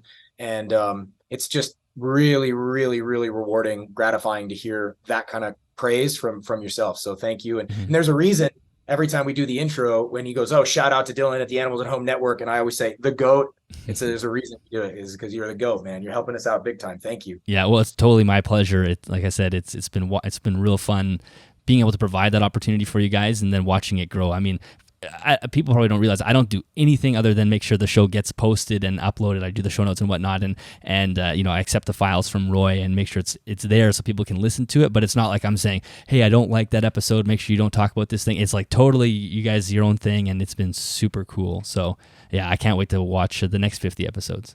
Thanks, man. Me too. Really excited about it. Big time. And same thing with yours. Yeah, thank you. Well, Phil, we've had 2 hours here. We've done a lot. We've covered a lot of ground, and this was an absolutely fascinating conversation. Is there anything you want to wrap up on, or do you think we covered more? I think you guys are recording another episode today, so you got to probably rest that voice box. Yeah. Oh man, actually, it's really funny. We've got another recording tonight. Immediately after that, I have to go to a buddy's birthday party, and then in between today, I've got like 4 or 5 phone calls scheduled with like Patreon subscribers, and I got to do some work meeting stuff. I got a hell of a day today, but no, I don't think there's anything else to add, man. I I appreciate being able to come on this show from time to time and just sort of voice stuff I've been thinking about. And it's good that it's not often, if we met like once a month, I think my conversation would get pretty redundant and boring for people. But if we do it once every year, once every couple of years, I think we get some really fun conversation. So I really appreciated this convo quite a bit. Yeah, I completely agree. I think once a year is good because you're always thinking of stuff and you're taking the next steps. And so it's interesting listening to your thought process. And can you let everybody know? Everybody does know, but you can just let them know where they can find you on Instagram and Facebook and the name of the podcast as well, in case we didn't say it. Yeah, of course. So on Arids Only on Instagram, YouTube, Facebook. I have a Patreon, patreon.com/Arids Only. And then we have Project Herpetoculture, which is found under the Animals at Home Network banner on Spotify and all other platforms. We're on YouTube as Project Herpetoculture. We're on Instagram as Project Herpetoculture. And then you can find Roy, my wonderful co-host, enigmatic and handsome co-host at Wellspring Herpetoculture on Instagram and Facebook. Yeah, I think that's. Oh, and we have a Patreon for the podcast too, and all of that just helps us keep doing what we're doing. So yeah. Awesome. Well, Roy, I'll let you get Roy. I'll have to get Roy on at some point, but Phil, I'll let you get on with the rest of your day, and this was fantastic. Awesome. Thanks, Dylan. You're the man. All right, that is the end of that episode. Phil, thank you so much for coming on the episode. And I mean, I should thank you for so many things. A, being a guest on the episode. B, doing an incredible job with Roy with Project Herpetoculture. Like I said, it's one of my favorite podcasts. I absolutely love listening to it, and it's the same feedback I hear from everybody. I love that podcast, so great job there. And then also thank you for bringing these concepts and being willing to discuss them on this open platform. And I love the fact that you question these things and you have thought about them in a way that makes us stop and think, is this the right thing, or are we kind of just getting into digging grooves into the ground and just doing the same repetitive behaviors over and over without actually asking ourselves, is this valuable to the animals we keep? So I absolutely love that. I had a blast chatting with you today. Listeners, I am sure you enjoyed this podcast, so please make sure you share it on social media, Facebook, Instagram, however you feel comfortable sharing it. That would really help. If you're looking for more information on this episode, make sure you head to animalsathomenetwork.com. There you can find access to this podcast, the Project Herpetoculture podcast, and Animals Everywhere by Bryce Broom, as well as Reptiles and Research by Liam and Ellie. Those are all incredible shows. Make sure you go out there and check it out. Again, subscribe to the network on a podcast platform, and that takes care of all that for you. You don't have to go individually find those things, or you can find each of those videos or each of those podcasts on their own separate YouTube channel, which is also interesting as well. Thank you so much to Custom Reptile Habitats for sponsoring this podcast. If you are interested in custom reptile habitat enclosures, make sure you check out the YouTube link or the show description. That is an affiliate link to their website. And if you do make a purchase, a commission comes back to me at no extra cost to you. As always, I am deeply grateful for every single one of the patrons who support the Animals at Home podcast. Again, I say it every time, it makes a difference between this podcast existing and this podcast not existing. So thank you so much. Lots of exciting things coming up in the future, whether it's some incredible guests coming up as well as some amazing things happening in here. And I will be doing a full reptile room tour at some point this fall. I'll also be in Toronto for the Canadian Reptile Breeders Expo. When you're listening to this, it might actually be the expo. So if you're listening to this in time, hopefully you can come say hi to me at my booth. And other than that, I will catch you guys in the next episode.